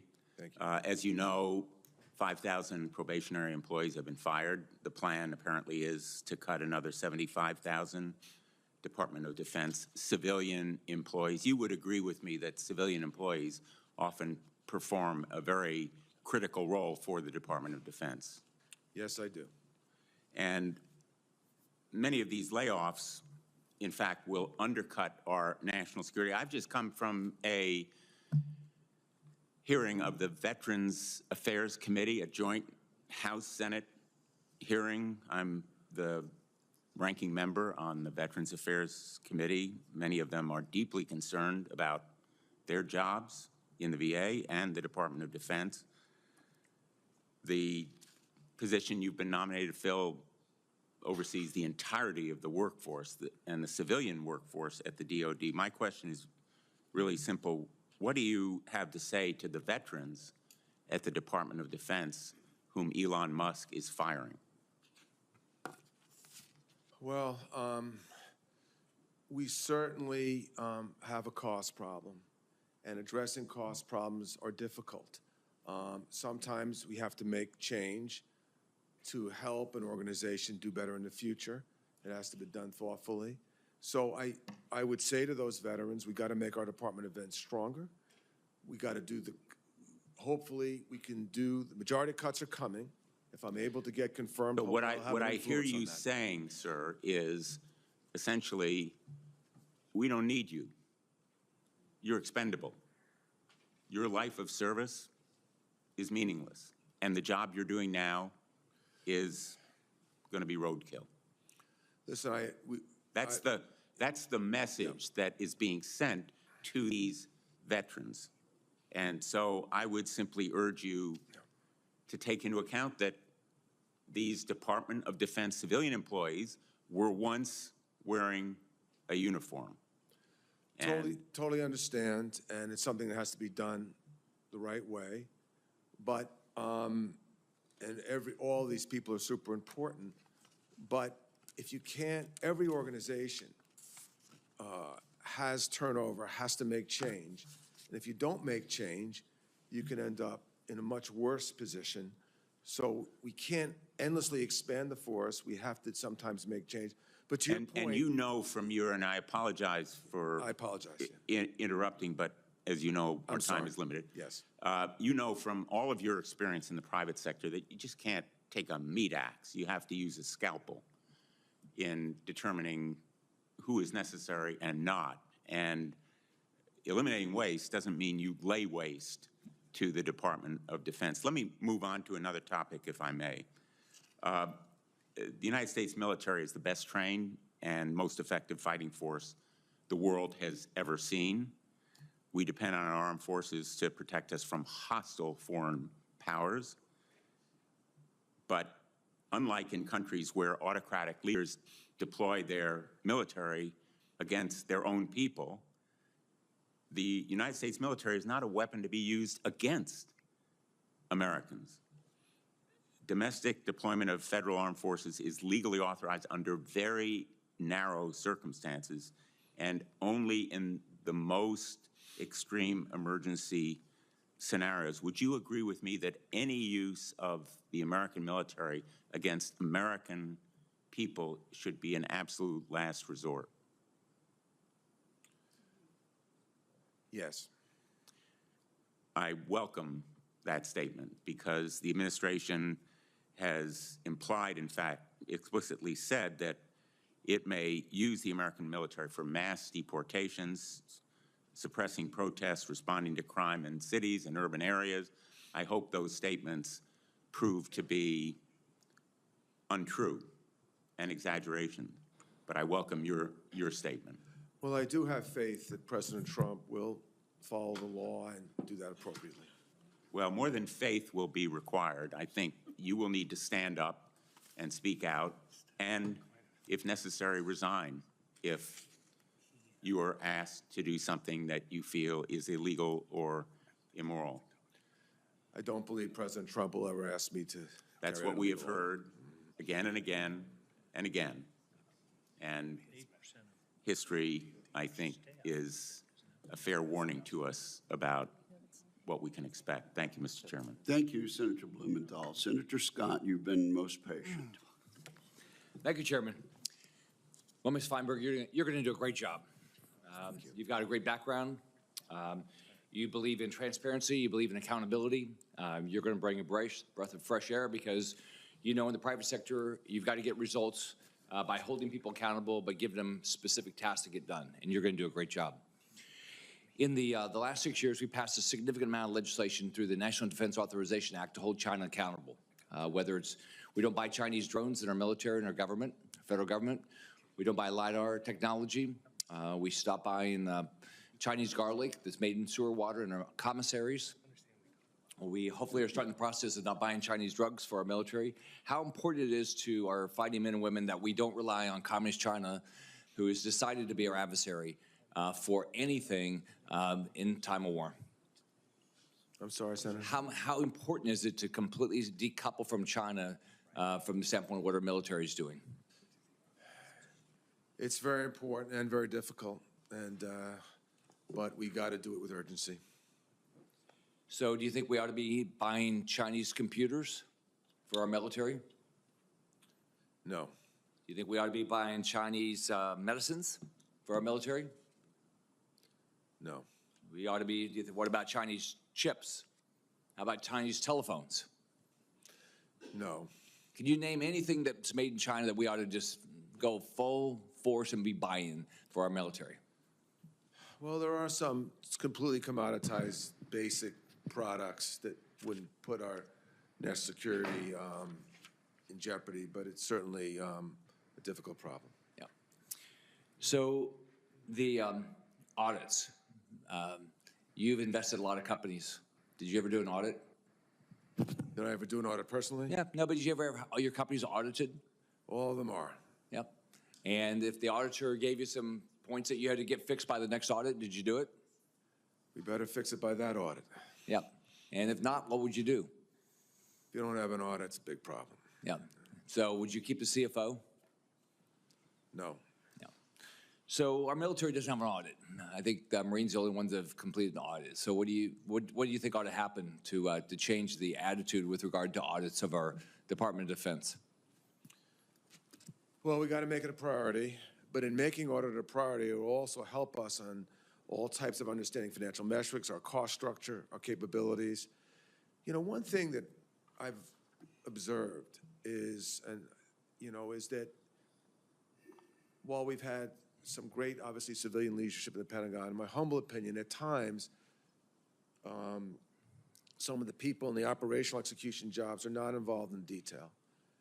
And we're going to set up a war room, if I'm fortunate enough to be confirmed, and we're going to go over every program, every cost, line by line, with an army of people until it's done 24/7. And we're going to understand where our costs are, why we don't have our audit, where the financial problems are, and then we'll come up with a plan to fix it. But it has to be done line by line a deal. It's a big task. It's a big war room. But I think the Pentagon will support it. And I think the people will be excited to see it as well. So in your private sector, as you made investments, a lot of times did you have to make tough decisions other people wouldn't make? It was as simple as that? They just wouldn't make the decision to look how things were being spent, or programs that didn't work, or things like that? We had to make tough decisions all the time, and not everyone is right. But if you're afraid to act, the problem was worse. Right. So are you optimistic that you'll be able to have a positive impact on getting the military in a position that we're most lethal fighting force out there? The Secretary has made that a big priority, and I think we can absolutely make great strides toward it. So let's assume you serve for 4 years. What would you like to say you accomplished at the end of those 4 years?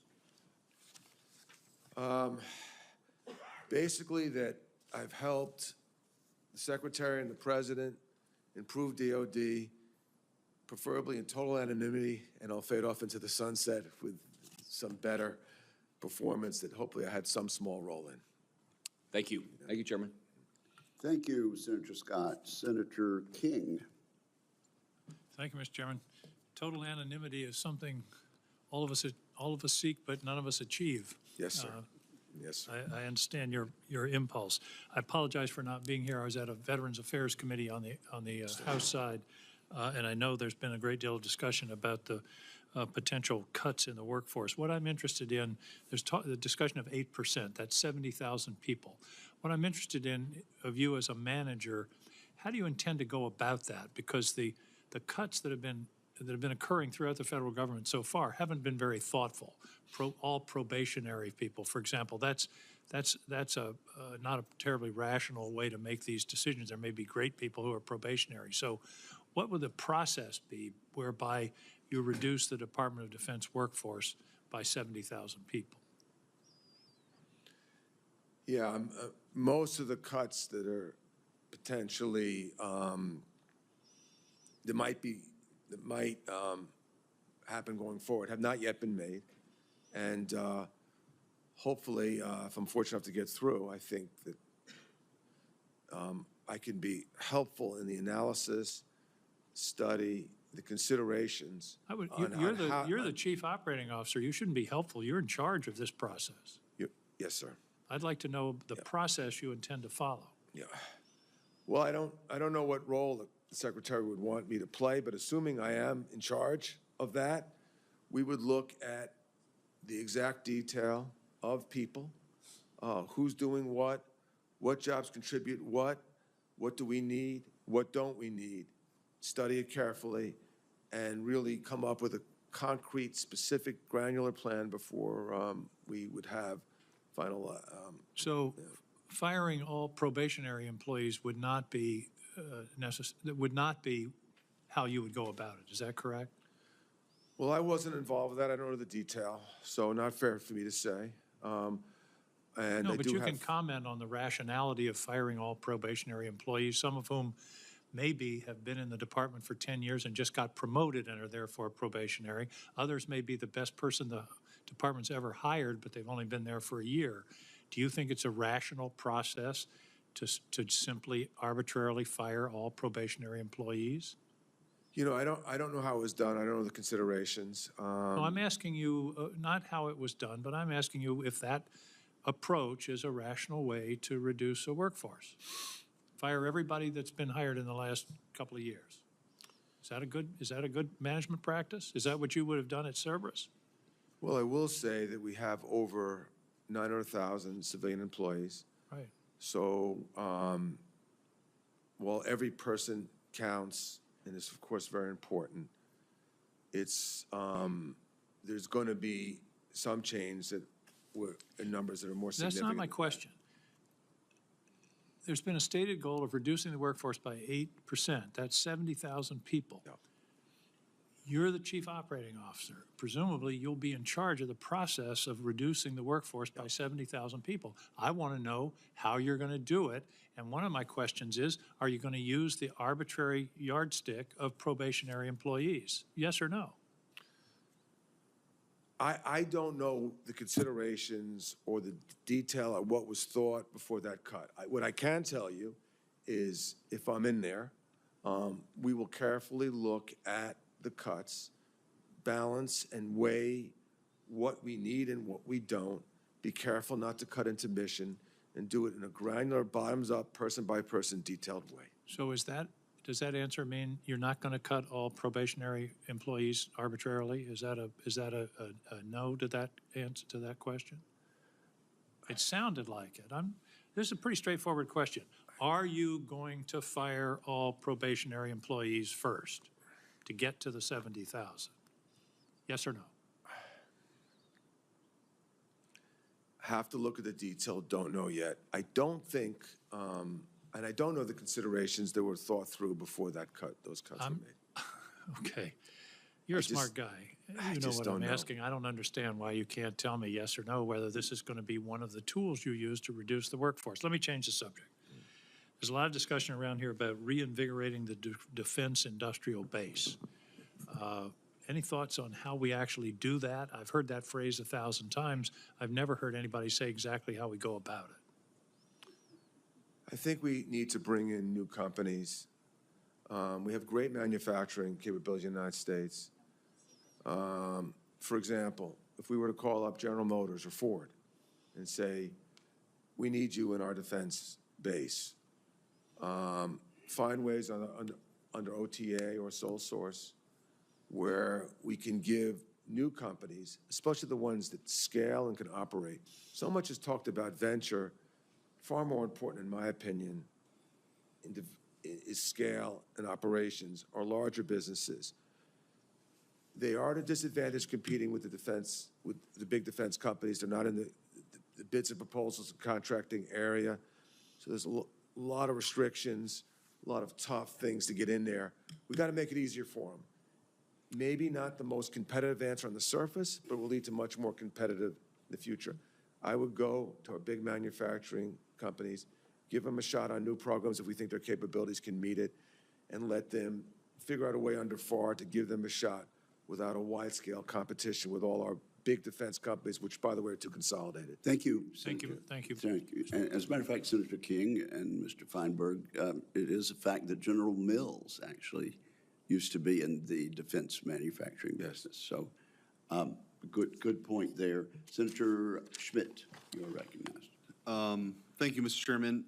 Good to see you again, Mr. Feinberg. I actually think of all the confirmation hearings that we're going to do, and some of which get a lot more publicity than this one. I don't know if this is on C-SPAN. I don't know if it's being covered by anything else. Based on your testimony earlier about being obscurity, I'm sure you're hoping it's not on any channel, I guess. But I think this is actually one of the most important jobs in the entirety of the federal government. Because I sit here and in bipartisan unison, we talk a lot about how we absolutely have to have procurement reform, and I think it's a huge waste for some of my Democrat colleagues to be railing away on this temper tantrum about DOGE when they could be asking the questions that we've been told for, forever that are actually top of mind, which is sort of with 14 seconds left, my friend from Maine asked about how you actually get this kind of procurement reform. And so I'd like to drill down just a little bit on that. Well, you've talked about introducing more competition. That's certainly, I think, part of it. One thing specifically that I've heard from a lot of Missouri-based suppliers are these TINA requirements. Having this certified cost or pricing data for these relatively small or medium-sized businesses really is a barrier to entry for the work. Will you support sort of trying to figure out how we can do better there so you actually have the requirements aren't so burdensome that you can actually have new entrants into the system or they can actually more competitively bid? Yeah, I'm not familiar with that piece, but I understand the concept, and I'll make sure I look at it and act on it appropriately. Okay, and then I think that part of the reason why your job is so important is that so much of this is going to be a cultural shift that's difficult in a organization the size of the Department of Defense. But this kind of mindset of spending what's allocated, how do you get to a place where we're actually maximize the benefit of every dollar? Well, first, if we can prioritize it on the most important missions, get rid, which is hard and takes time, of legacy spending, and really do it with discipline on what we really need, and then focus on how to be efficient and cut costs in our program management and on our operations. I know that there's been a lot of advancements. I'm sure you've seen this in the private sector. And by the way, I want to thank you. You've gotten a lot of criticism for being successful in the private sector, and I want to thank you for you're divesting a lot to come take this position and share your expertise on behalf of the American people to make our defense structure and the Pentagon and our weapon systems the best they can be to protect Americans. So thank you for that. Thank you. There's been a lot of changes and a lot of innovation as relates to AI and automation and real-time data analytics that haven't found their way to the Pentagon. How do you go about improving that culture within DoD? What have you done before that you think you can bring to the Pentagon?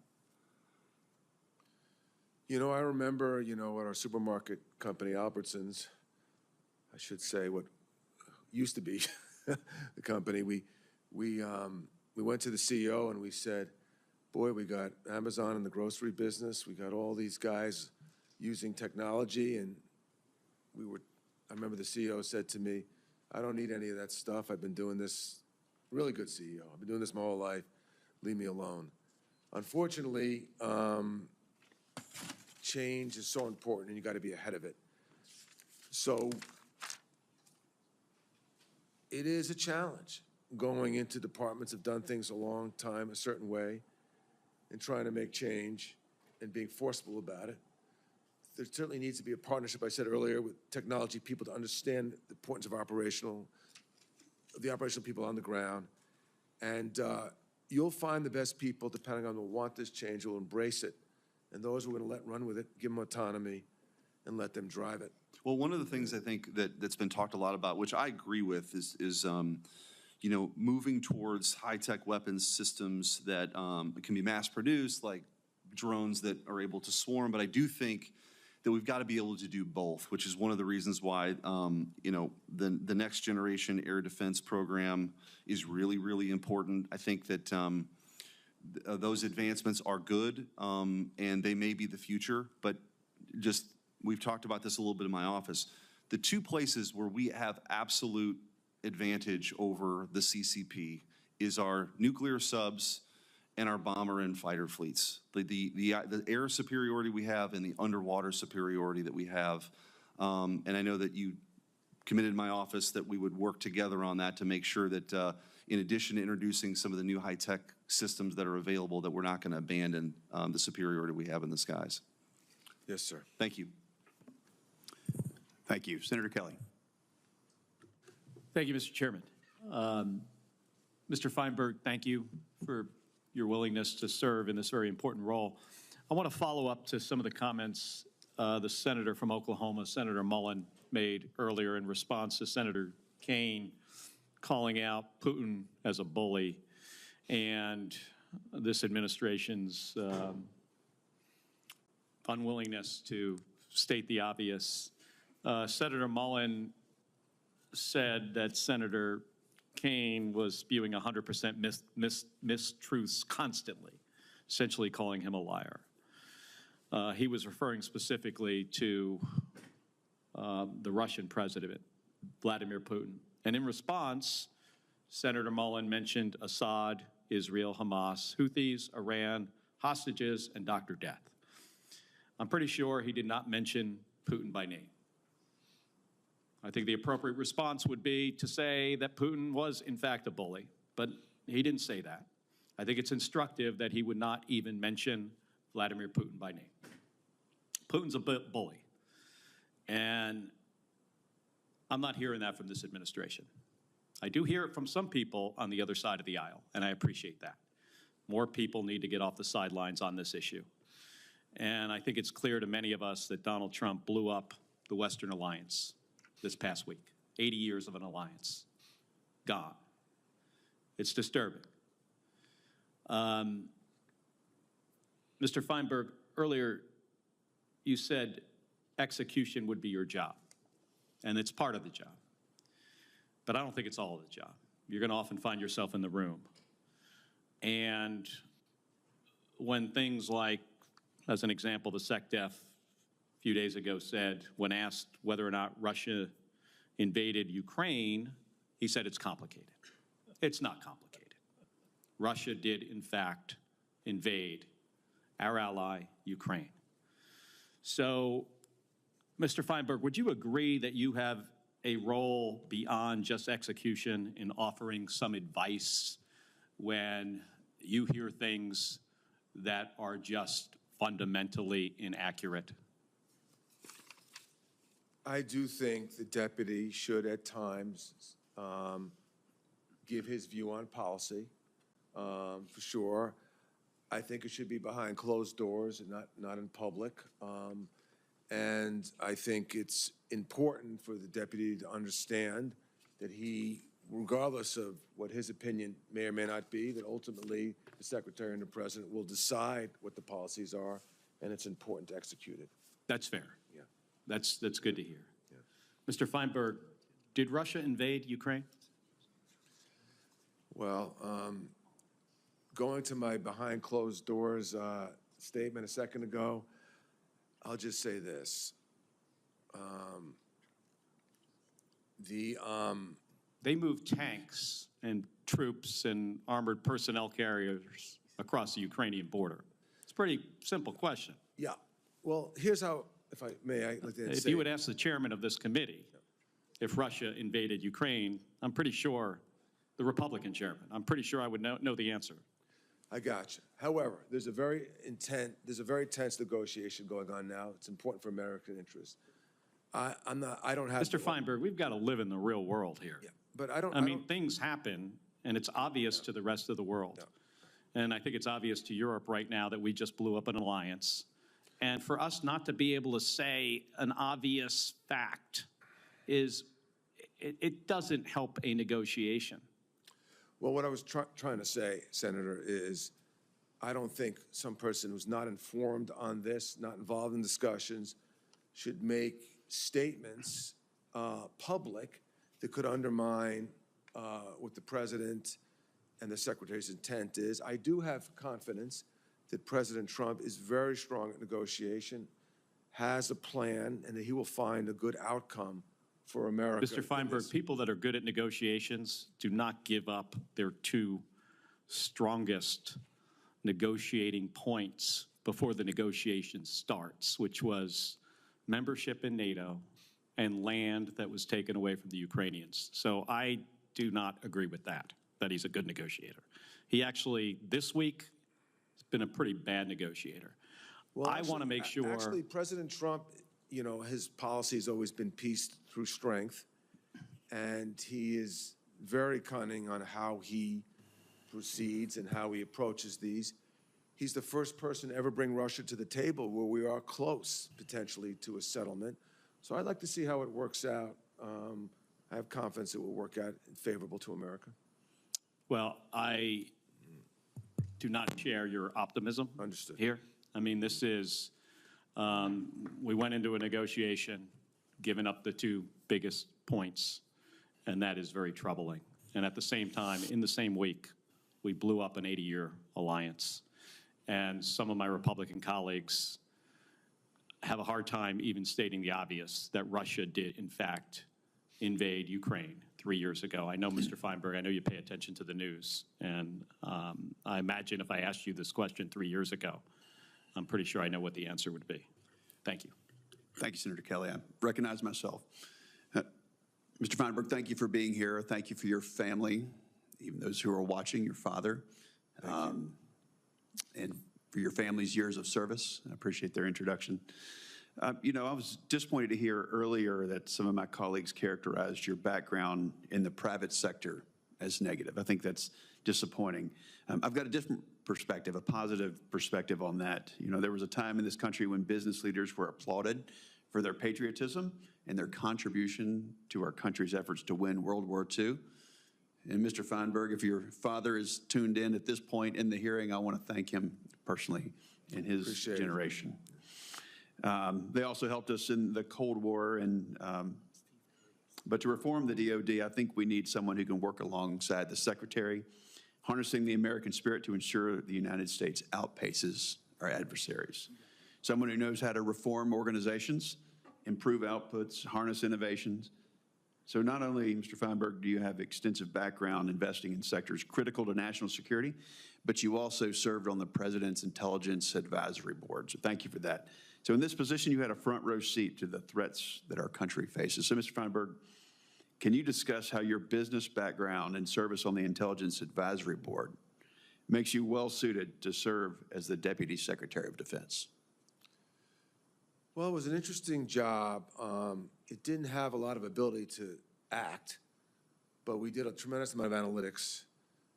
Every department of all the areas of DOD, all the intelligence agencies, Homeland, FBI,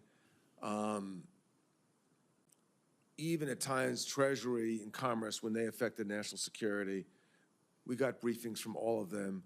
Had over 3,000, I took over 3,000 briefings.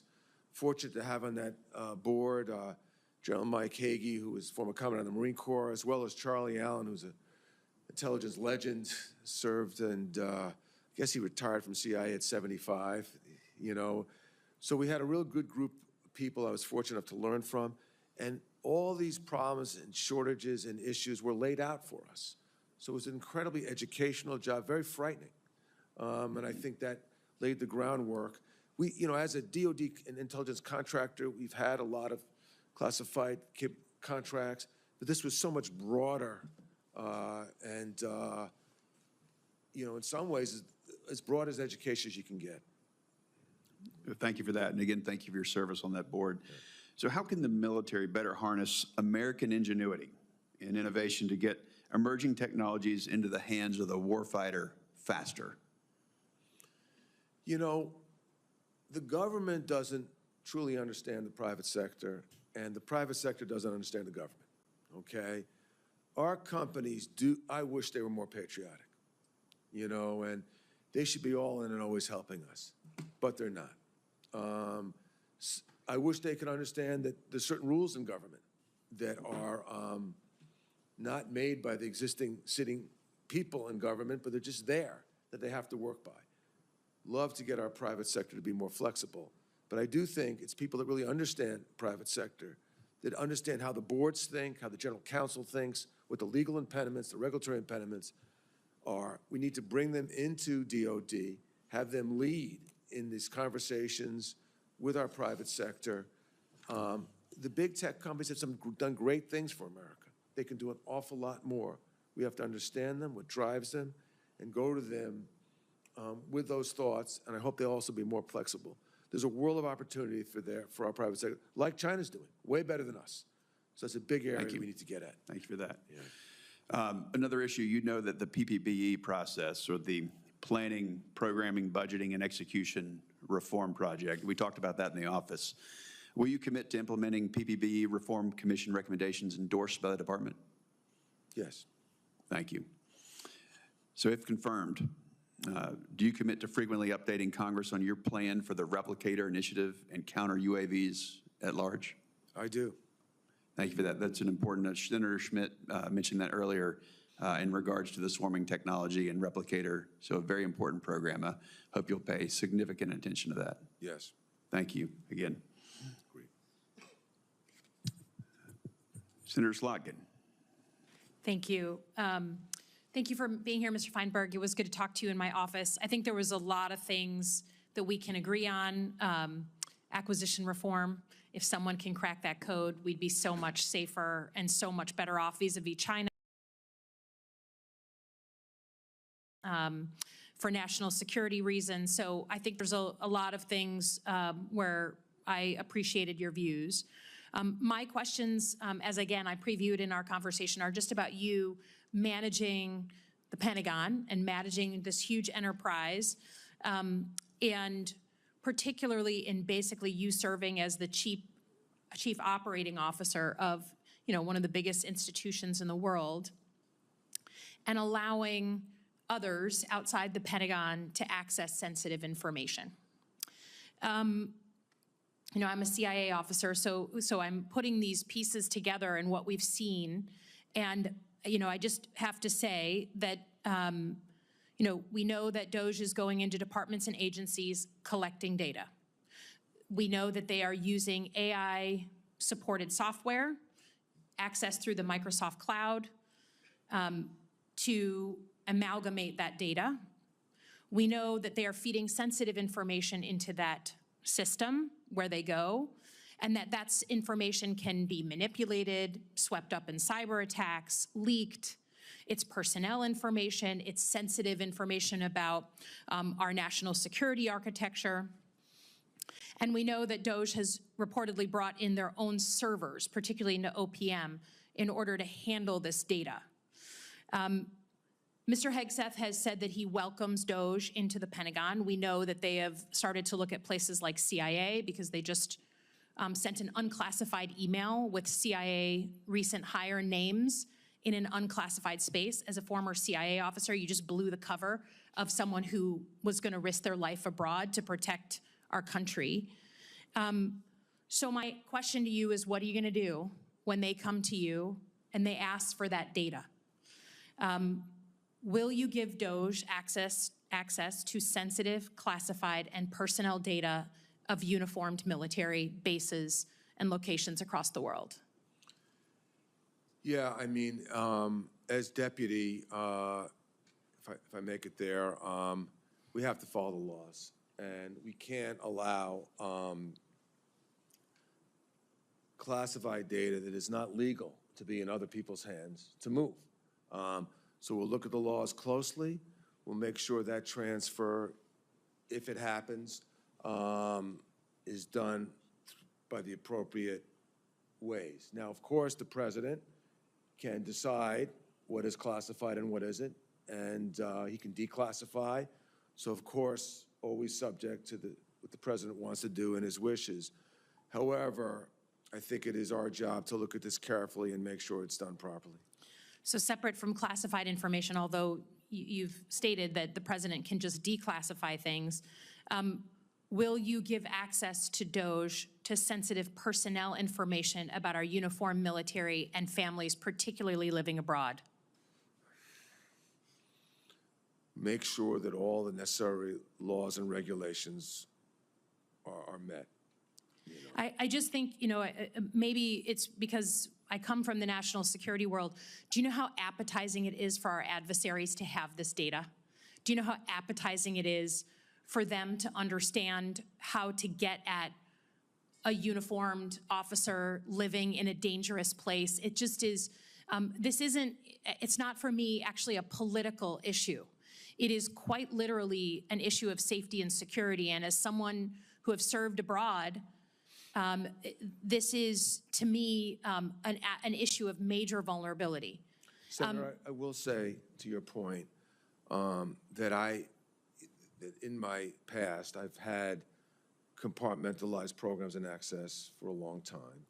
So I understand the issue completely. I understand your concerns, and I will look at it closely. I just think that I don't doubt your interest, but again, these are the conversations that are going to happen in the dead of night when no one here in our committee is watching. You're going to get a call at 7 p.m. that a bunch of 25-year-olds who have never seen classified data in their life, who don't understand what personnel and base data could do in the hands of our adversaries, are going to get a hold of that, and they're going to come to you, and you're going to have to press the button.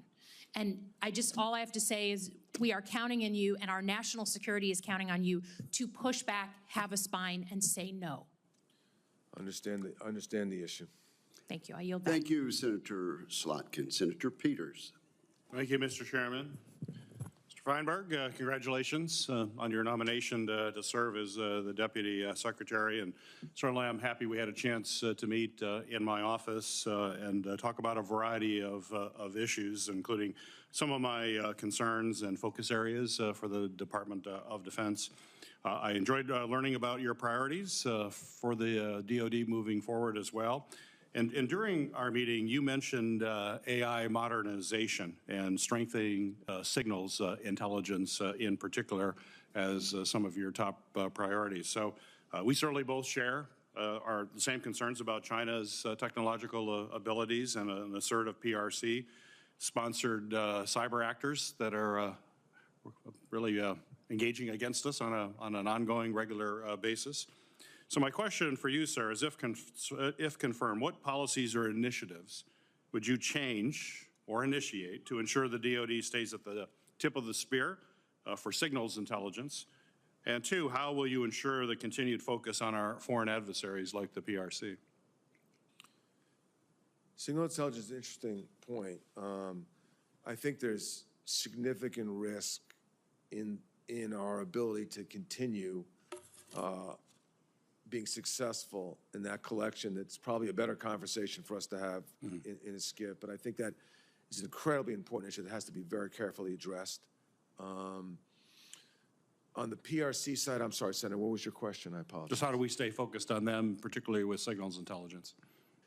Yeah, I mean, it's key collection tool. Our methods and means and capabilities are good, but there is risk, both from technology point of view as well as how we approach it. Tough to talk about in a public forum. It is something I do have a fair amount of knowledge. I'd love to talk to you in a different setting. Okay, well, I'd love to follow up with you on that because I do believe it is critical, and I know that it's a priority for you. Absolutely. And we want to make sure that we have the resources and the knowledge necessary to deploy effectively. Yeah, and collection for us, especially on foreign technologies and knowing where they stand, is super important to know where we have to spend. Right. And if we don't have that, we'll spend everywhere. Absolutely. Yeah. So specifically, artificial intelligence is at the top of that list as well. My question for you is, what policies or initiatives would you believe will lead us to ensure that our warfighting capabilities are developed not only for lethality, which is critically important, but also deployed responsibly, lawfully, and with appropriate safeguards for monitoring the procedures being used by these weapon systems? Yeah, how you use AI is a tough balance, tough problem, because on one hand, if you don't have effectively the authorities to use it, we won't be as lethal. But then using these authorities at times creates those kinds of problems. Boy, that's a tough one. We got to carefully look at it in detail.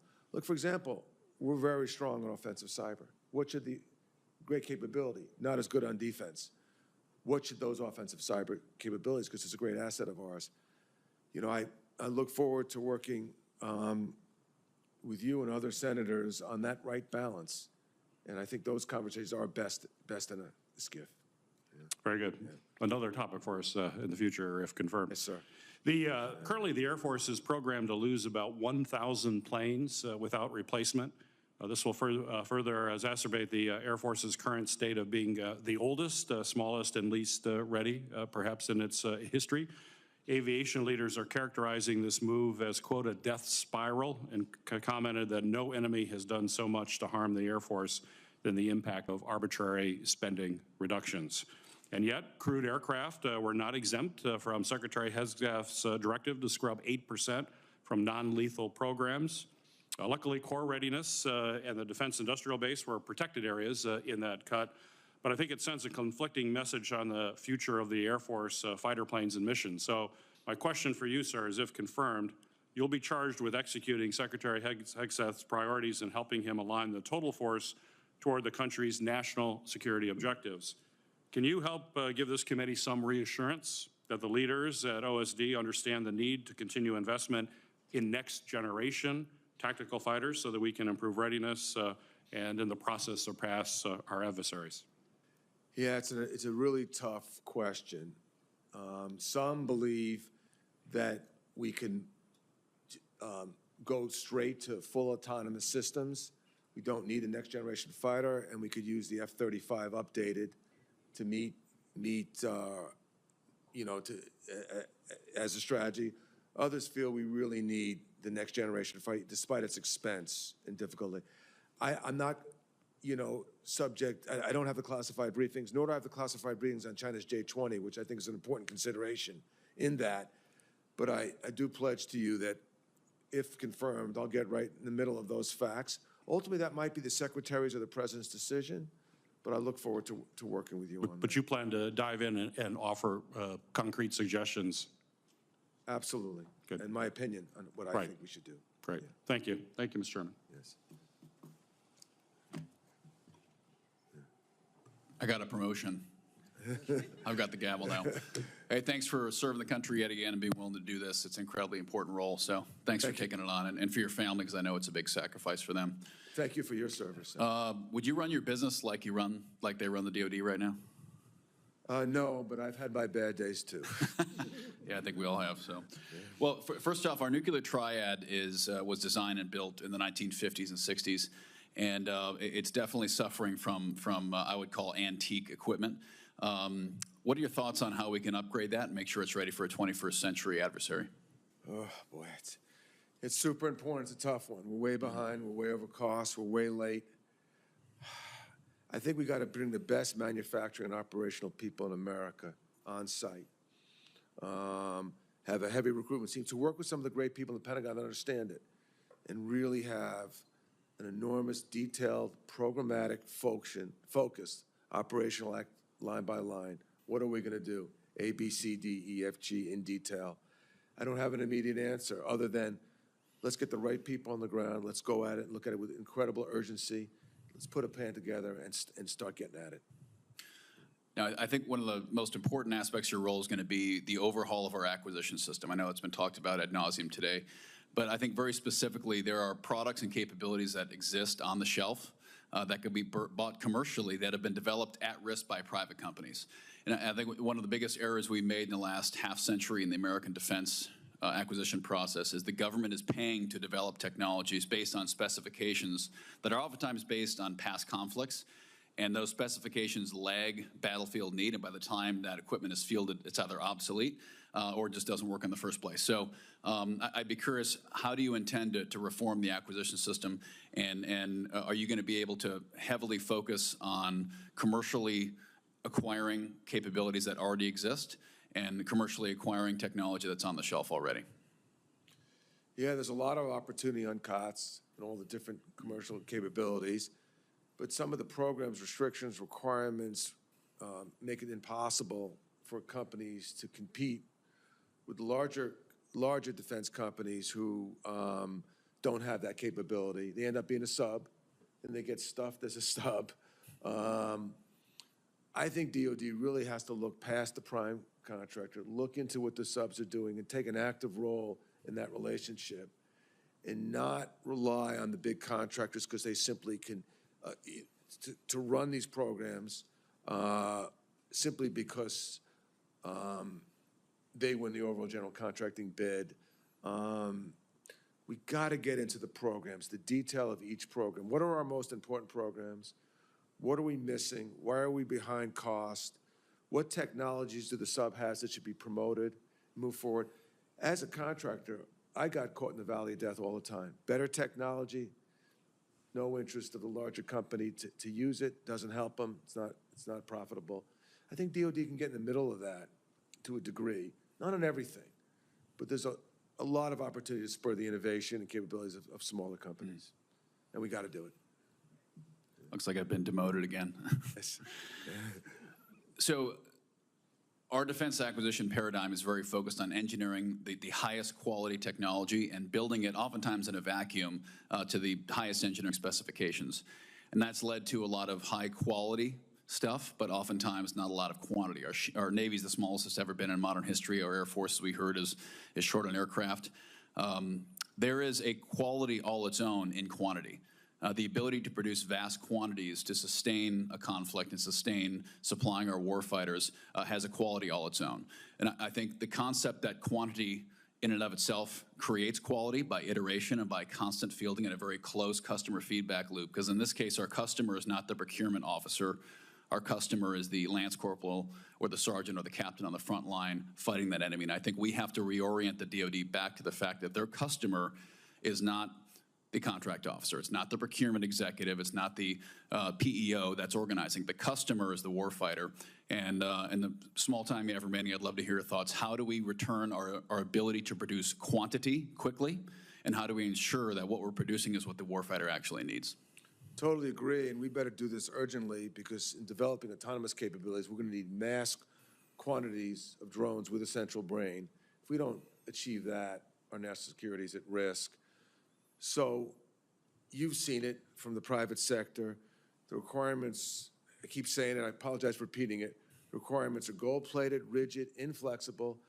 If a great technology or a great capability is out there and that company doesn't put in a perfectly compliant bid, they're thrown out, versus a compliant bid, which may not meet the technical needs. Let some of the program officers who are really good, let them run with it, a little bit more autonomy. Let them make some decisions on what's best for our country. Loosen up the requirements, make it more based on mission than technical. Less gold-plated, quicker, more nimble. Let's look at what requirements we need up front. The deputy better get into those requirements on the big programs in detail and not delegate that out to everybody else. It all starts with requirements. Thank you. Thank you very much, Senator Sheehy. Senator Duckworth. Thank you, Mr. Chairman. I am looking at a Fox News article dated February 24th, 2022, and it features Fox News commentator Pete Hegseth, and the headline is, Russia invades Ukraine in largest European attack since World War II. Can you tell me if Russia invaded Ukraine? Mr. Feinberg? I mean, Mr. Hegseth said it. Yeah, I understand. It's easy, yes or no. Did they invade Ukraine? I don't feel that I should publicly comment in the middle of a tense negotiation when I'm not privy to the facts to undermine what potentially. You're not privy to the fact whether or not Russia invaded Ukraine and started a war that's lasted for 3 years? I'm not privy to the details of what's going on in the negotiations between Russia and Ukraine, what the sensitivities are, what the president's trying to accomplish.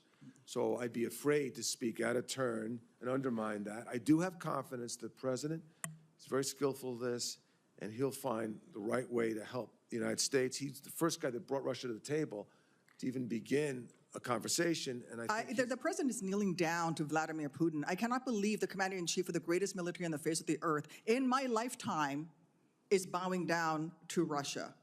Let me just change the topic. I don't First, I'd like to echo my colleagues in reinforcing my gratitude for the outstanding service of General Brown, Admiral Franchetti, and the other dedicated leaders who have been unfairly relieved in Trump and Hegseth's politically motivated purge of senior DoD leadership.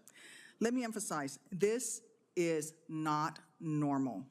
The president does not typically replace nonpartisan generals and flag officers with his preferred choices. In fact, a president seeking to install loyalists among those who are supposed to give him the best military advice is highly concerning and dangerous, both to the good order and discipline of the uniformed services and to the country as a whole. Mr. Feinberg, we had a productive conversation the last time we met, and I actually enjoyed it very much. And I appreciate your frankness during that conversation. And I would like to reiterate my expectations for you should you be confirmed as Deputy Secretary of Defense. Given the utter lack of qualifications of Secretary Hegseth, who himself admitted he was going to hire people smarter than himself to help run the department, you will be the brains behind his leadership and lack of experience. You will be solely responsible for managing the budget and day-to-day operations of the DoD, and so it is imperative that you demonstrate to this committee and to the American people your ability to provide the stability, expertise, and leadership necessary to ensure that Secretary Hegseth doesn't run the department aground with indiscriminate budget cuts and unprecedented, politically motivated, and deeply damaging purges of highly qualified senior DoD leadership. Mr. Feinberg, I have asked this of every nominee before this committee, including yourself in my offices. If President Trump or Secretary Hegseth asks you to do something illegal, will you refuse to obey an illegal order? I won't obey a legal order, and I don't believe either the Secretary or the President will ask me to do that. Thank you. Should you observe misconduct that is unbecoming or unlawful, will you report it? Yes. Thank you. Like I said earlier, you are it. You are second in command.